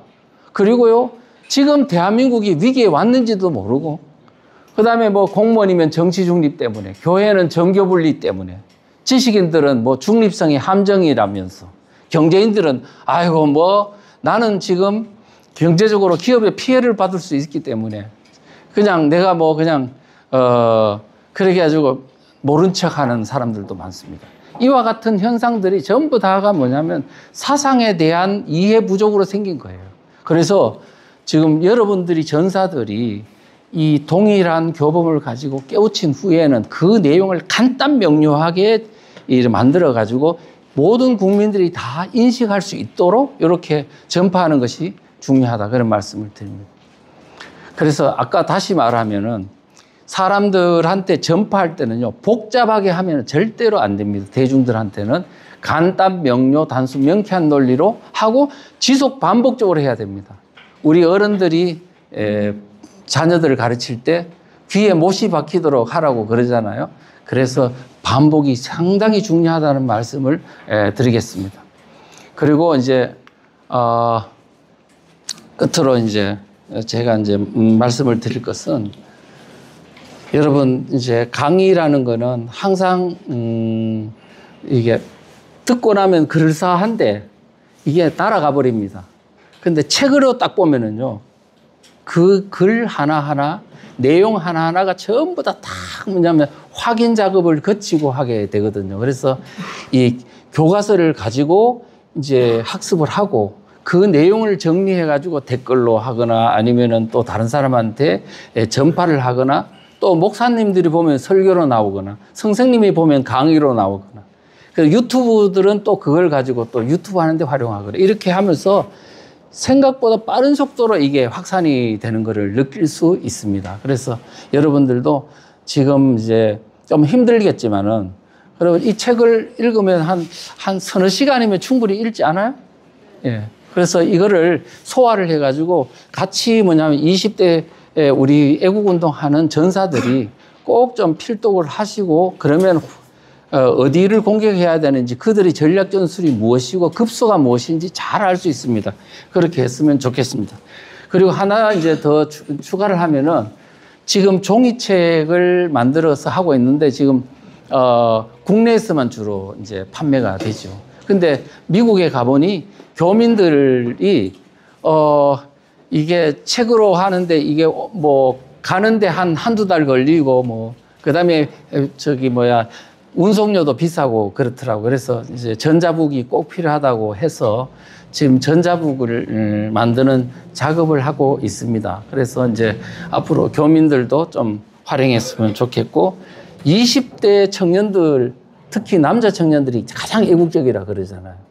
그런데 지금 이 책에 대해서 가장 지금 호응도가 낮은 데가 20대 남자들이더라고. 가장 많이 보는 데가 그 그룹이 어딘지 알아요? 40대, 50대 여성층. 뭔가 이제는 막 막 궁금증이 생기는 것 같아요. 그래서 20대들은 나는 원래 내가 좀 당연히 각성된 사람이니까 나 안 봐도 돼라고 생각하는지 모르겠는데 진짜 보셔야 됩니다. 그런 말씀을 드리겠습니다. 자, 질문사항이 있으면 좀 제가 질문을 받겠습니다. 예. 지금 현재 많은 20대들은 예. 최근에 무비자 입국이라든지 중국인 범죄율 증가 때문에 종북보다는 종중 세력, 친중 세력에 대해서 좀 더 집중하는 경향이 많이 보이는 것 같습니다. 최근에 말씀하신 각성된 우파들 또한 북한에 집중하기보다는 중국에 많이 집중을 하게 되는 현실인 것 같은데, 교수님이 생각하시기에 종중과 종북은 확실하게 나눠서 봐야 되는 건지, 아니면 같은 세력으로 좀 읽는 게 맞는지. 같은 세력으로 봐야 되죠. 그러니까 이제 결국은 종북 세력은 남아 대한민국을 지금 적화하는데 북한을 끌어들여 가지고 적화하려고 했던 세력이잖아요. 그래서 지금은 이제 북한이 힘이 빠지고 중국이 이제 또 커지니까 중국하고 붙어버리는 거지.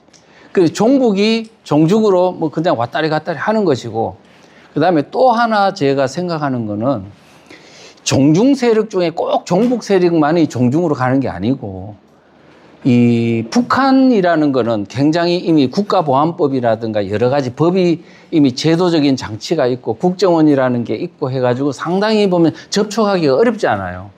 그런데 중국은 어때요? 지금까지 92년도 한중 수교한 이후에 기업하는 사람들이 얼마든지 가가지고 그냥 중국 사람들은 마음껏 그냥 이 교류하고 또 그 사람들이 한국에 와 또 투자도 하고 뭐 이렇게 하다 보니까 자기는 종중이 아니었는데 어느 순간에가 친중이 돼버리는 거예요. 이게 사상으로 서서히 오염이 돼버리는 거죠.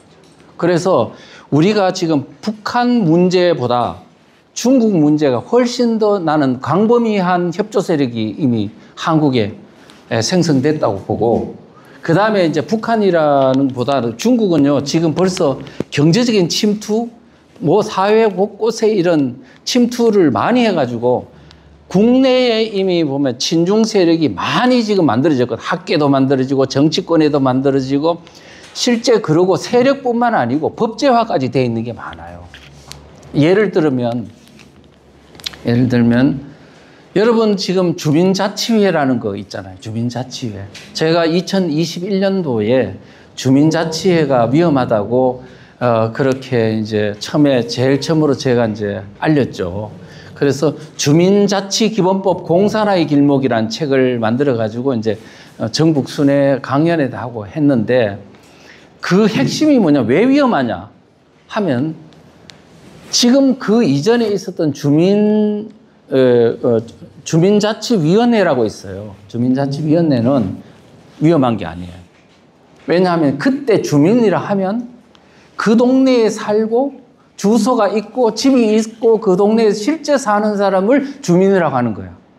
그런데 좌파들이 만든 주민자치기본법이니 여럿에서 만든 주민자치회는 이 동네에 실제 사는 사람뿐만 아니고 이 동네에 안 사는 외지인도 이 동네에 뭐가 있다? 기업이 있거나 또 학교가 있거나 또는 무슨 어떤 단체가 소속되어 있으면 그 사람이 실제 그 동네에 살지 않더라도 그 동네에서 낮에 직장 때문에 생활하는 사람이면 생활주민이라는 미명하에 주민자치회 주민으로 활동할 수 있도록 허용해 주는 거예요. 그러니까 이제는 어떻게 되냐면 그 동네에 예를 들어 현대자동차 수리소가 있다. 그러면 거기에 있는 사람 다 현대자동차는 민노총 소속이잖아요.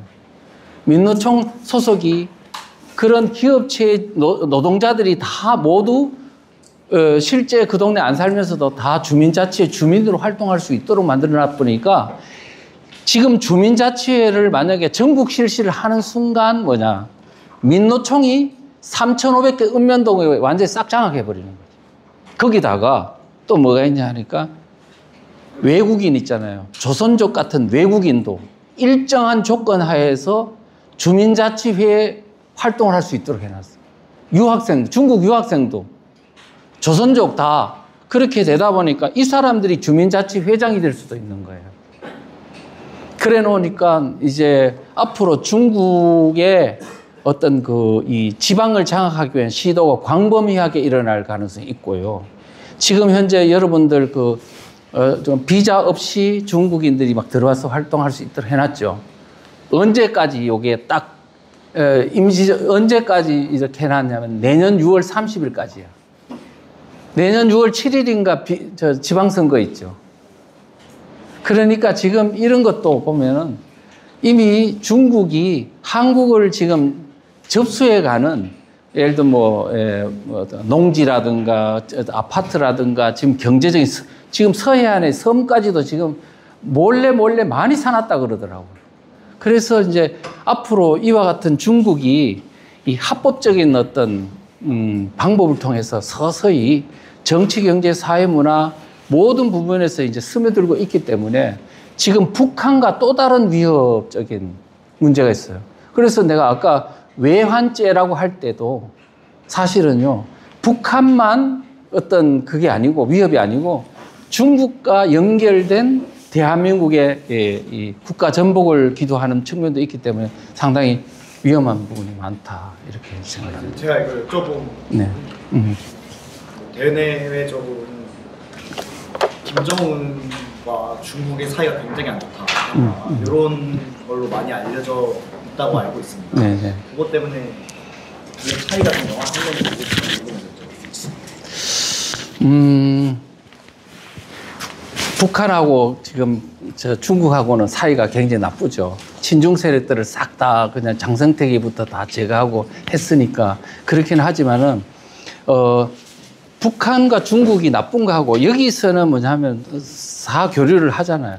지금 기본적으로 한국은요 친중적인 어떤 측면도 강하지만 기본적으로는 통일과 관련돼서는 친북적인 요소를 훨씬 더 저는 뿌리가 깊다고 보기 때문에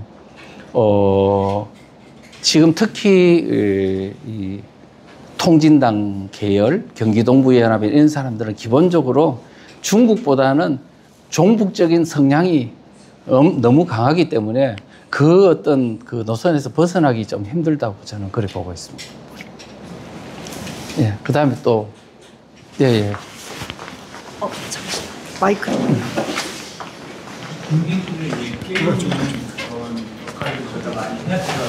예. 잠시만요. 마이크.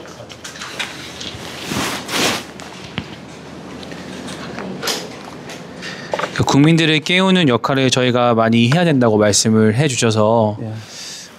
저도 뭐 주변에 이제 여러 사람들을 설득하려고 많이 노력을 좀 했거든요. 뭐 좌파 더 이렇게 붙이죠. 예, 좌파 사상인 사람들을 더 설득을 하려고 많이 노력을 했는데 여러 가지 그 장애물 중에 너의 말과 미디어에서 하는 말이 다른데 내가 너를 믿겠냐 미디어를 믿겠냐 뭐 이런 식으로 나오는 경우들이 좀 잦았어요. 그래서 미디어에서 거짓으로 얘기하는 것들도 뭐 얘기를 해서 설득을 해보려고 해도 결과적으로는 그런 어떤 덩치에 따른 신뢰도가 다르니 네 말을 믿을 수 없다 뭐 이런 식으로 돌아올 때가 많은데 그런 경우에 어떻게 극복을 해야 되는지 좀 여쭤보고 싶습니다. 제 생각에는요, 우리가 왕왕 이 사상에 대한 설득을 함에 있어서 좀 간과를 하고 있는 부분이 내가 설득해야 된다라고 생각하는 게 생각보다 부작용을 많이 나요. 제가 우리 그 아들, 딸이 물론 뭐 사상적으로 오염되어 있는 건 아니었는데 아빠가 뭐 이런 이 사상에 대해서 이야기를 하면은 아빠는 또 그 이야기냐 그러면서 반발을 하더라고요. 그래서 우리 이제 그래서 제가 이게 내가 직접 가르치니까 이게 여러 가지 좀 뭔가 아빠가 왜 나를 이렇게 또 세뇌 교육 시키려고 하느냐 이럴 수가 있잖아요. 그래서 제가 생각을 딱 바꿨어요. 바꿔가지고 책을 만들 때마다 오탈자 보라고 돈을 주는 거예요. 네. 오탈자 더 주니까 막 그냥 불을 켜고 보더라고요. 그래가 오탈자를 다 찾아내. 그러면서 한 권, 두 권, 세 권, 네 권 하면서 머릿속에 쏙 다 들어가 버리는 거야. 그렇죠. 그래서 이게 우리가 다른 사람을 설득한다는 건요, 아주, 이거는 효과가 없거나, 오히려 역효과가 나는 경우가 허다히 많다. 그래서 어떨 때는 가능하냐면, 받아들이려고 할 때, 그때 해주는 거는 딱 그만큼만 이야기해 줘야 돼요. 그런데 여러분들이 지금 이야기를 해서 아시겠지만은 내가 이 얘기를 지 친구한테 막 알려주고 싶어. 막 안 받아들이려고 하는 막 사람 머릿속에 막 꾸깃꾸깃 집어 넣으려고 하거나 그 다음에 막 이 친구가 좀 반발을 하면 어떻게 얘를 제압을 할까. 그 생각 자체가 뭐냐면은 마이너스 효과가 있다고요. 절대로. 그래서 본인이 받아들이려고 하는 만큼만 이렇게 슬쩍 이야기해 주는 게 좋습니다. 그래서 예를 들어 이제 옛날에 어머니들이 있잖아요. 자녀들을 교육시킬 때 어떻게 했냐면 자녀한테 꼭 하고 싶은 말을 자녀한테 직접 안 해. 벽 보고 이야기하는 거야. 아이고 내 신세야 그러면서 내가 우리 아들을 잘 키우려고 했는데 어쩌고 저쩌고 하면서 이야기하잖아요. 그러면 옆에서 다 들어. 그 다음에 기도를 한다든가 막 하나님한테 기도를 하면서 우리 아들 잘 되게 해주시고 뭐를 좀 고쳐주시옵시고 그러면 얘가 이제 옆에서 듣는 거지. 그래가 고칩니다. 그 다음에 본인이 받아들이려고 할 때는 달라. 근데 제가 부작용 하나 이야기해 드릴게요. 지금 우리 사상전은요, 사람의 마음을 얻는 전쟁입니다. 좌파들은 공산주의, 사회주의 이거를 말하고 싶지만 절대로 그래 말 안 하고요. 끝없이 참으면서 진보, 인권, 환경, 복지 이렇게 이야기해서 속입니다. 우리는 속인다고 하지만 그 사람이 진짜 하고 싶은 얘기를 얼마나 꾹꾹 눌리면서 참으면서 이야기하겠냐고요. 그렇습니까? 않습니까? 근데 여러분들이 참아요, 안 참아요? 바로 이야기 나오잖아. 자, 제가요, 저 광화문에 들락날락 했잖아요. 했는데 어느 날 광화문에 막 그 추운 겨울날 이제 할머니, 할아버지들이 막 이렇게 시위 도구를 들고 막 이제 시위를 준비하는데 여중생 한 6명인가가 그걸 지나가면서요. 그 중에서 한 명이 비웃더라고. 비웃어. 그런데 그 비웃는 걸 보고 어떤 한 할머니가 갑자기 열을 받은 거야. 그래가지고 이 XX 같은 뭐 하면서 막 욕을 하더라고요. 그랬더니 6명 중에 1명만 비웃었는데 아무 생각 없었던 5명이 다 돌아보는 거야. 돌아보더니 그 욕하는 할머니하고 할아버지를 보면서 막 비웃으면서 지나가더라고요. 우리가 그렇게 하면 안 되는 거예요. 우리는 자유민주주의 세력은 내가 정당하다고 해서 무조건 욕설도 해도 되고 아니에요. 항상 예쁜 마음으로 웃는 낯으로 사람의 마음을 얻는 전쟁이기 때문에 선거도 그렇고 다 그래요. 그런데 저쪽에서는 웃는데 왜 우리는 화내냐고. 그래서 항상 제가 애국운동 하는 분들한테 강의할 때마다 이런 말을 해요. 화장하고 나오시고 여자들은 남자들은 이렇게 군복 말고 좀 넥타이 메고 좀 예쁘게 해가 나오라고. 그리고 웃으면서 이야기하고 예쁜 말 쓰고 그렇게 하자. 그런 말씀을 드릴 수 있습니다. 그 다음에 또요. 예. 잠시만요. 마이크 드릴게요. 우리 전한길 대표님 잘 웃죠? 그러니까 미워할 수 있었어. 예. 그래서 웃는 낯에 침엽 못 뱉는다는 말도 하잖아요. 그래서 항상 절제 있고 남을 사랑하는 기본적인 마음, 그 다음에 다른 사람을 포용하는 마음, 그 다음에 실제 좌익이었다 하더라도 오염됐다 하더라도 좀 안타깝고 불쌍한 마음을 가지고 그들을 어떻게 이렇게 그렇다고 해서 사상적으로 이게 용납하는 거하고는 다른 얘기예요. 그래서 참 그런 생각들을 가지고요. 그 다음에 좀 더 이게 좌경화됐다 하더라도 그 사람을 어떻게 바로 선도할 수 있을지 이제 이렇게 하는 마음이 굉장히 중요하다고 보고 그 다음에 하나 또 좀 추가적으로 말씀드리면은 여러분들이 지금 자꾸 내가 좌파에 있는 친구들을 어떻게 바로잡을 거라고 지금 생각하잖아요. 아까 그랬죠. 그거는 후순위야. 그건 하지 마시라고요, 지금은.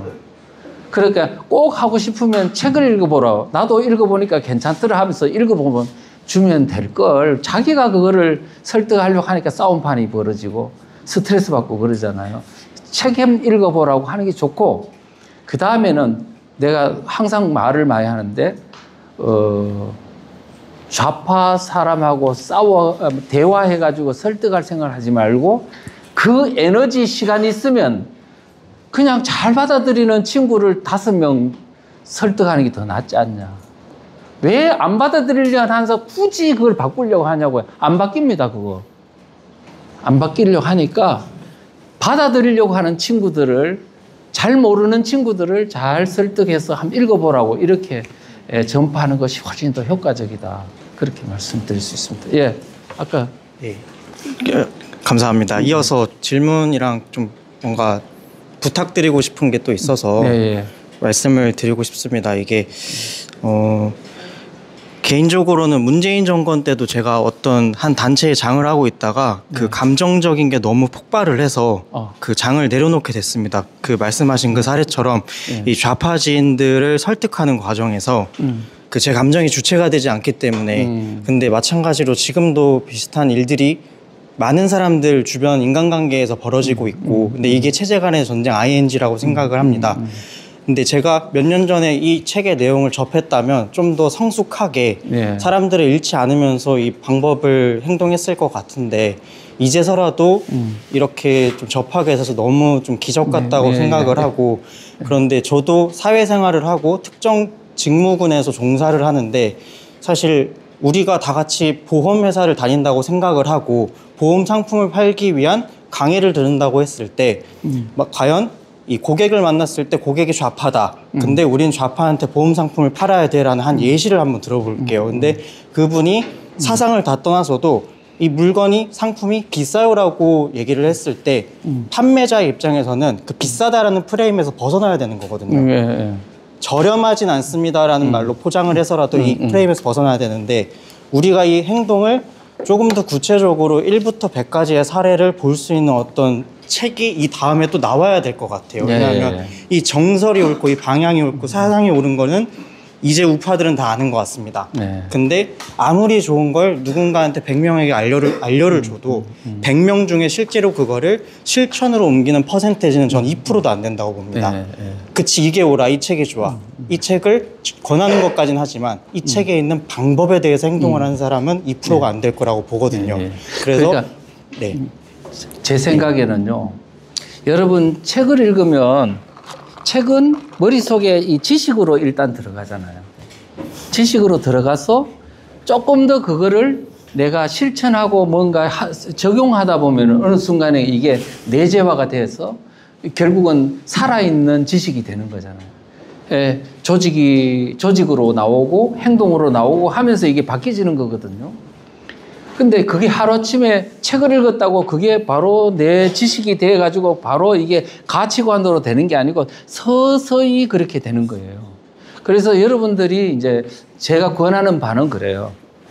한 5명씩 있잖아요. 조를 짜가지고 책 이제 그 내용을 한두 번 정도 읽은 후에 그 다음에 이제 한 대목씩 읽고 나서 그 다음에 서로 토의를 하는 겁니다. 어떻게 생각해? 나는 이걸 읽은 순간에 내가 옛날에 우리 할아버지한테 들었던 6.25 전쟁 때 이야기가 생각나네? 그러면서 이야기를 해주는 거예요. 그러니까 나는 또 우리 저 친구하고 싸웠던 얘기가 생각나. 그러면서 하는 거예요. 그런 이야기를 같이 이렇게 토론을 하다 보면은 이 지식이 책에서는 간명하게 돼 있는 이것이 내 실상을 통해서 내가 입체적으로 이해가 되는 단계가 오지 않겠습니까? 그러다 보면은 이거를 가지고 조직을 이렇게 공부를 하고 그 다음에 조직을 만들고 그 다음에요 행동을 한다면 우리가 모두가 하나가 되는 거예요. 의식화라는 거 있죠. 이 좌익들은 의식화, 조직화, 행동화 하잖아요. 근데 우리 우파들은 의식화라는 그거를 완전히 빼버리고요. 조직만 만들면 된다고 생각하는 거예요. 그것도 큰 조직을 만들려고 하는 거예요. 그러고 나서 행동하려고 하는데 행동이 안 돼. 조직은요. 조직이 만들어져서 행동이 되려면 뭐가 돼야 되냐면 먼저 그 조직 구성원들이 지금 우리가 무슨 목적으로 여기에 모였는지에 대한 명확한 공통의 인식이 존재해야 이 조직이 일사불란하게 되고 그 다음에 행동으로 나올 수 있는 건데 우리는 지금 우리 우파 진영의 사람들은 공통적으로 실수하고 있는 게 뭐냐? 의식화 단계를 안 거치는 거야. 그냥 조직만 만들어.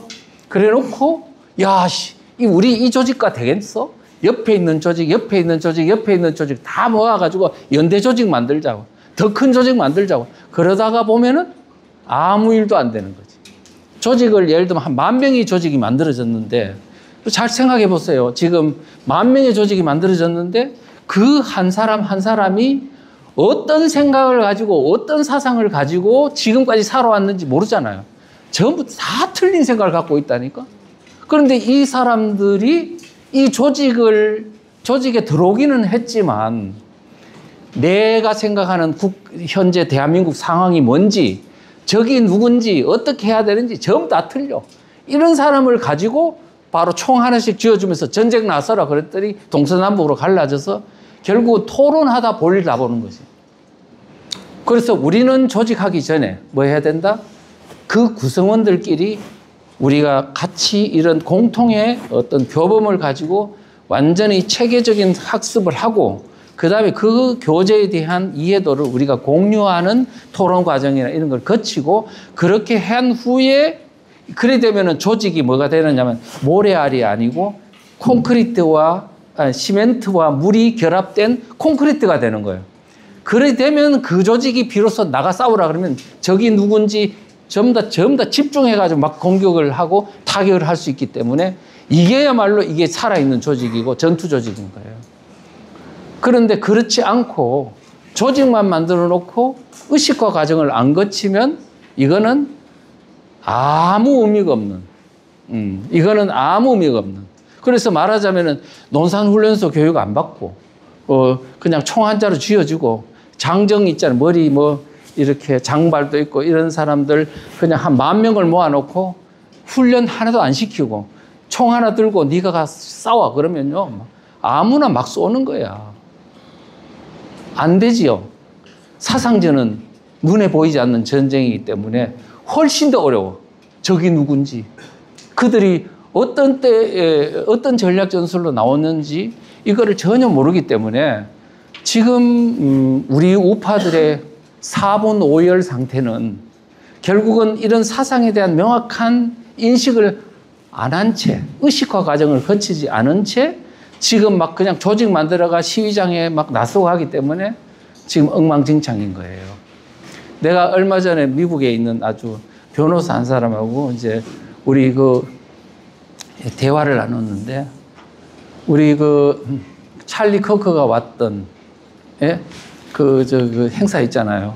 킨텍스에서 했던 행사를 보고 이제 애정의 마음으로 이제 참 좋은 행사이기는 한데 아쉬움이 있다. 뭐가 아쉽냐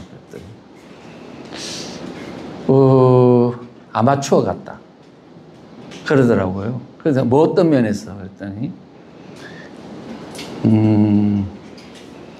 지금 그 강사들이 나왔는데 강사들 간에 주장하는 내용이 충돌이 많더라 그러더라고요. 상당히 의미 있는 얘기 아니에요? 지금 우리가 강사가 지금 어떤 시위장에 나와서 이 강사, 저 강사, 저 강사 막 10명의 강사가 막 불을 토하는 거야. 근데 지금 듣는 사람이 이 강사가 한 말하고 저 강사가 말하는 게 막 충돌이 일어나는데도 막 그냥 듣는 거지. 뭔가 이 지금 현재 이 대한민국이 현 정세가 어떤 정세며 또 누가 적이며 그 다음에 어떻게 싸워야 되는지 여기에 대한 명확한 어떤 체계적인 어떤 마스터 플랜을 가지고 우리가 어떻게 이 의식화를 할 건지에 대한 이런 것들을 거치지 않은 채 막 강사들이 처음 나와가지고 자기 멋대로 죽이고 가는 거예요. 그런데 문제가 있다. 이 문제가 있다는 것을 인식하는 건 좋은데 어떻게 싸울 거냐, 어떻게 이길 거냐, 전략 전술이 없으면은 무슨 소용이 있냐고. 저는 그래서요, 우리가 공부를 함에 있어서도 내 머리를 쓰레기통으로 만들지 말아야 된다 생각합니다. 어떤 사람들은 나는 책을 얼마나 많이 읽었는지 몰라. 나는 10,000권이나 읽었어. 그 다음에 나는 책 읽는 게 취미자 특기야 하는 사람 있잖아요. 나는 우려합니다. 지금 그 책이 어떤 책인지도 모르잖아요. 어떤 사상에 입각한 책인지도 모르잖아요. 그것도 검증도 하지 않은 채 막 이 책 저 책 다 집어넣으면 완전히 쓰레기통이 돼요. 건축으로 따지면은 뭐 그냥 벽돌집도 짓고 그다음에 또 돌집도 짓고 막 지어놓고 나면 나중에 이거를 부수를 하면 훨씬 더 어렵잖아요. 지금 우리가 이 체계적인 어떤 공부를 하기 위해서는 먼저 기초 바탕이 뭐가 되어야 되냐면 사상을 가지고 세계관에, 그러니까 기본적인 어떤 성경의 뭐 성경이나 이런 성경에 기반한 가치관에 입각한 그 어떤 거를 품성을 그거를 잘 정립하고 그 다음에 정치 세계관에 관한 것들을 잘 정립하고 사상에 대한 것을 이해하고 그런 위에 이 사상 같은 사상에 입각한 정치관, 경제관, 사회관, 종교관, 문화관 모든 것들 인간관 이런 것들을 잘 정립했을 때 이게 아주 아름다운 게 되는데 그냥 뭐 그냥 이것저것 막 쑤시 넣는 거야. 나중에 되면은 막 자기가 혼동에 빠지는 거죠. 이런 일이 있어서는 안 되겠다. 그래서 우리가 막 어떤 사람 보면 막 뒤죽박죽으로 이야기하는 사람 있잖아요. 그 사람은 나중에 이거를 어떻게 드러내냐고 어떻게. 그래서 체계적인 이런 기초의 이런 제대로 된 교과서를 가지고 학습을 하고 그 위에 어떤 응용력이나 이런 것들을 잘 정립했으면 좋겠다 싶습니다. 제가요, 저는 지금 여러분들이 책 한 권이라고 생각하지만은 이 책 한 권 안에 제가 뭐 이렇게 말하기는 그런데 한 50년의 역사가 거기에 녹아 있습니다. 왜 그러냐? 내가 지금 대학교 때도 공산주의 이론에 대한 비판 교육을 많이 이제 공부하고 그 다음에 또 정치학, 경제학, 뭐 그다음 경제학도 뭐 미시경제, 뭐 거시경제, 국계경제, 화폐금융론부터 해가지고도 진짜 수없이 공부하고 그다음에 행정학 나 전공이고 그다음에 모든 걸 다 공부를 했어요. 그다음에 제 4대째 기독교 집안이니까 뭐 성경적인 어떤 가치관도 있겠지만은 그런 걸 다 하고 그 다음에 지금 국정원에 들어와 가지고 끝없이 뭐냐면은 지금 국가 정세가 어떻게 돌아가는지 정부가 어떻게 움직이는지도 관찰하고 교수가 돼가 내가 국사책을 또 여러 권을 썼습니다. 그 다음에 사상서적을 내가 양동환 교수님하고 만나가지고 배우면서 또 쓰고 그 다음에 제가 현장에 가서 강의하면서 또 된 걸 쓰고 이런 과정이 한 30년의 세월이 돼요. 그런데 내가 그냥 됐겠냐고요. 양동환 교수님, 우리 대한민국의 가장 사상적인 권위자를 할 수 있는 이분이 40년에 연구한 그 결과를 내가 다 받아들였어요. 스승님이 하시는 거를 다 받아들이고 그 바탕 위에 내가 또 나름대로 한 걸 또 이렇게 했으니까 그게 지금 현재 여러분이 바로 보는 이 책으로 한 권으로 나온 거라고요. 그래서 그냥 나온 게 아니라 용어 하나하나가 다 이렇게 제가 이 책 쓸 때요. 거의 참고 서적 안 봤어. 그냥 쓴 거야, 그냥. 왜냐? 머릿속에 정리가 다 돼 있으니까.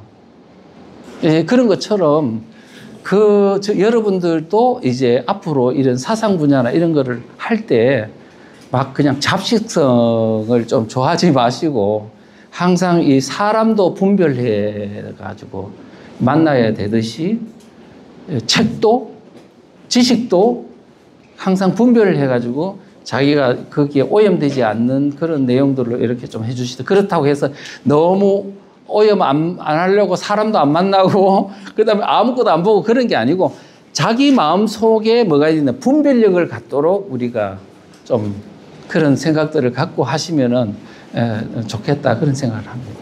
네. 그럼 이야기 좀 네. 말씀 잘 들었습니다. 감사합니다. 이어서 아까 정말 부탁드리고 싶은 내용만 한 말씀 드리고 내려놓겠습니다. 이 책이 저는 정말 이 우파들이 새로 이제 다시 건설되는데 되게 바이블 같은 책이 됐으면 진심으로 바라거든요. 그런데 앞으로 더 많이 읽게 될 이 아직 모르는 사람들이 더 접하기 위해서 교수님이 되실 수도 있고 교수님을 따르는 또 다른 제자분이 저자가 될 수도 있는데 뭐 과거에 우리가 다 알고 있는 한국을 빛낸 100명의 위인들 이런 책처럼 정말 만화책스럽게 어떻게 이 좌파를 계몽을 됐는지 이 사례 이그젬플 1부터 100까지 아니면 1부터 50까지 이렇게 정말 보기 쉽게 위에서 아래로 내려가는 게 아니라 각 사례부터 위로 올라가는 걸 액션할 수 있게 할 수 있는 쉬운 책이 추가로 나오면 그 또한 너무 많이 도움이 될 것 같아서 이거를 끝으로 올리겠습니다. 저도요. 모든 한 권으로 완벽할 수는 없잖아요. 그래서 저는 지금 이번에 생각하고 있는 게 요거 이번에 이제 앞으로 마을이 위험하다. 예, 주민자치회 지금 이게요 상당히 지금 복잡고 위험합니다. 앞으로 이거 그냥 놔두면 민노총이 대한민국 하부를 다 장악할 거야. 지금 진보당이라고 아시죠? 국민 지지율이 1%밖에 안 돼요. 그런데 이번 지방선거에서 쟤들이 150석 얻는 게 목표예요. 안 될 것 같아요. 제가 2010년도에 지방선거 있었죠. 2010년도 6월 지방선거 있었어요. 그랬는데 6월 지방선거 전에 이 2달 전에 뭐가 있었냐면 천안함 폭침이 있었잖아요. 폭침 때 이제 막 북한이 46명의 군인 장병들을 다 죽여놓고는 그때부터 막 그냥 전방에다가 전쟁할 것처럼 막 위협을 가하면서 이명박 패당 한나라당 찍으면 전쟁을 선택하는 거라고 막 협박을 했더니 국민들이 다 불안에 떨어가지고 한나라당을 안 찍고요. 누굴 찍었냐? 민노당을 많이 찍고요. 그 다음에 이제 민주당을 찍은 거예요. 그래가지고 민노당이 이석기 경기동부연합이 장악한 민노당이 그때 142석을 차지했습니다. 여러분, 간단하게 생각하지 마십시오. 지금 대한민국의 하부에는 완전히 민노총이 장악하고 있습니다. 민노총이 장악하는데 민노총의 지금 위원장이 누굽니까? 양경수 경기동부연합입니다. 지금 그래서 여러분들이 생각하는 것보다요, 지금 이게 문어발처럼 퍼져 있는 이 어떤 종북 세력이 그 정도로 세기 때문에 여러분들이 현재 이 상황을 이 정권 내나 또는 뭐 집권당 내의 문제라고 보지 마시고 여러분들이 관심을 안 기울이는 곳에 지금 그들의 마수가 엄청 퍼져 있다는 것을 염두에 두고 해야 돼요. 그래서 그 책도 한번 생각하고 있고, 그 다음에 이제 또 다른 것도 지금 좀 더 쉽게 할 수 있는 여러 가지 것들을 생각을 하고 있습니다. 예, 그래서 그 다음에 또 제가 못하는 부분이 있어요. 그 중학생, 고등학생용으로는 안 만듭니까? 하면은 그거는 이 책을 읽어보고 거기서 중학교, 고등학교에 적합한 책을 만들 수 있는 또 이 능력자들이 그거를 같이 또 이렇게 해서 하고 해서 우리가 협업을 해야 되는 거지 혼자서 모든 것을 다 풀 수는 없지 않나 그렇게 이제 생각을 하고 있습니다. 네, 저희 시간 관계상 마지막 딱 하나 질문만. 네, 질문. 네. 네, 끝내도록 하겠습니다. 혹시 추가 질문 다 있으실까요? 네. 감사합니다. 네. 오늘 강연 잘 들었습니다, 네. 교수님. 최근에 국정원의 고위 공직자분들 많이 이제 물갈이 됐다고 전에 들었는데, 이제 저는 개인적으로 자유민주주의 체제 최후의 보루는 이제 사법부와 그리고 체제 수호하는 국정원이라고 저는 생각을 하는데, 교수님 생각에 이제 국정원에는 현재 전혀 문제가 없는 것인지 좀 고견 듣고 싶습니다. 네. 네. 참 그 질문을 받으니까 내가 마음이 갑자기 그냥 우울해지네요. 저는 국정원에 1990년도에 1월 달에 입사해서 1년간 교육받고 이제 현장에 가서 한 10년간 있다가 학교로 가서 이제 한 16년간 이상 이제 근무하다가 나왔습니다. 나온데 내가 국정원에 있을 때, 그 다음에 또 교수가 됐을 때, 우리 집사람이 알지만은 무한한 자부심을 가지고 살았어요. 내가 그래도 대한민국에서 체제를 수호하는 기관의 직원으로 근무한다는 것에 대한 무한한 자부심을 가지고 이렇게 살았는데, 내가 2008년도, 9년도, 종북 세력, 반대한민국 세력의 실체를 알리는 반대세의 비밀이라는 그 책을 만들어서 국민들을 깨우기 위해서 이제 했는데 그게 아주 센세이션을 불러일으켰죠. 베스트셀러였어요, 그 당시에. 그거를 만들고 나서 제가 이모저모 당한 순환이라 그럴까? 그거를 통해서 국정원 내에도 이상한 놈들이 있구나 하는 것을 내가 많이 느꼈습니다. 그랬고, 그리고 그 이후에 이제 눈이 떠지면서 국정원이 얼마나 상당히 지금 문제된 세력들이 많이 들어가 있는지 알게 되고, 특히 문재인 정부를 거치면서 그 정도는 너무 심했습니다. 그래서 지금 뭐 직원들의 어떤 잘못이라고 하기에는 그 정도가 너무 벗어나 있습니다. 그래서 그거는 정권이 이미 국정원을 그렇게 만들어 버리더라고. 지금 현재 국정원은 이제는 사실상 체제 수호 기능은 없다고 보면 됩니다. 뭐냐 하면은 국정원이라는 게 뭐예요? 간첩, 그 다음에 또는 대정부 전복, 정부 전복을 하려고 하는 그런, 외부의 세력과 국내에 있는 그런 종북 세력들의 어떤 것들을 감시 통제를 하고, 그 다음에 대한민국 체제를 수호하는 기관 아닙니까? 그런데 문재인 정부를 거치면서 국정원이 가지고 있는 체제 수호 기능 두 가지를 없애버렸어요. 하나는 바로 국내 정보 기능을 없애버렸습니다. 국내 정보는 5가지로 하도록 해놨거든요. 대공, 공산주의 막는 거, 대정부 전복, 정부 전복을 막는 거, 방첩, 대테러, 국제범죄 조직. 이 5가지 국내 정보를 할 수 있도록 해놨는데 이 국내 정보를 할 수 있는 기능을 없애버린 거예요. 그다음 두 번째는 이제 진짜로 중요한 간첩 잡고 종북 세력을 잡고 이렇게 할 수 있는 수사 기능을 또 없애버린 거예요. 여러분들이 생각할 때는 뭐냐면 간첩 잡는 대공 수사 기능을 국정원에서 경찰한테 넘겼다고 알고 있죠. 경찰한테 넘긴 게 아닙니다. 국정원 수사 기능만 없앤 거예요. 왜 그렇게 생각하냐? 그러면 경찰은 원래부터요, 옛날부터 간첩 잡는 기능이 있다니까요. 경찰은 원래부터 간첩 잡았어요. 잡았는데, 그런데 간첩 잡는 기능이 있는데 국정원의 수사 기능을 뭐 준다는 말이 무슨 의미가 있냐? 원래 갖고 있는 건데. 말이 국정원의 수사 기능을 경찰한테 넘겼다고 포장을 하면 국민들을 속이는 거예요.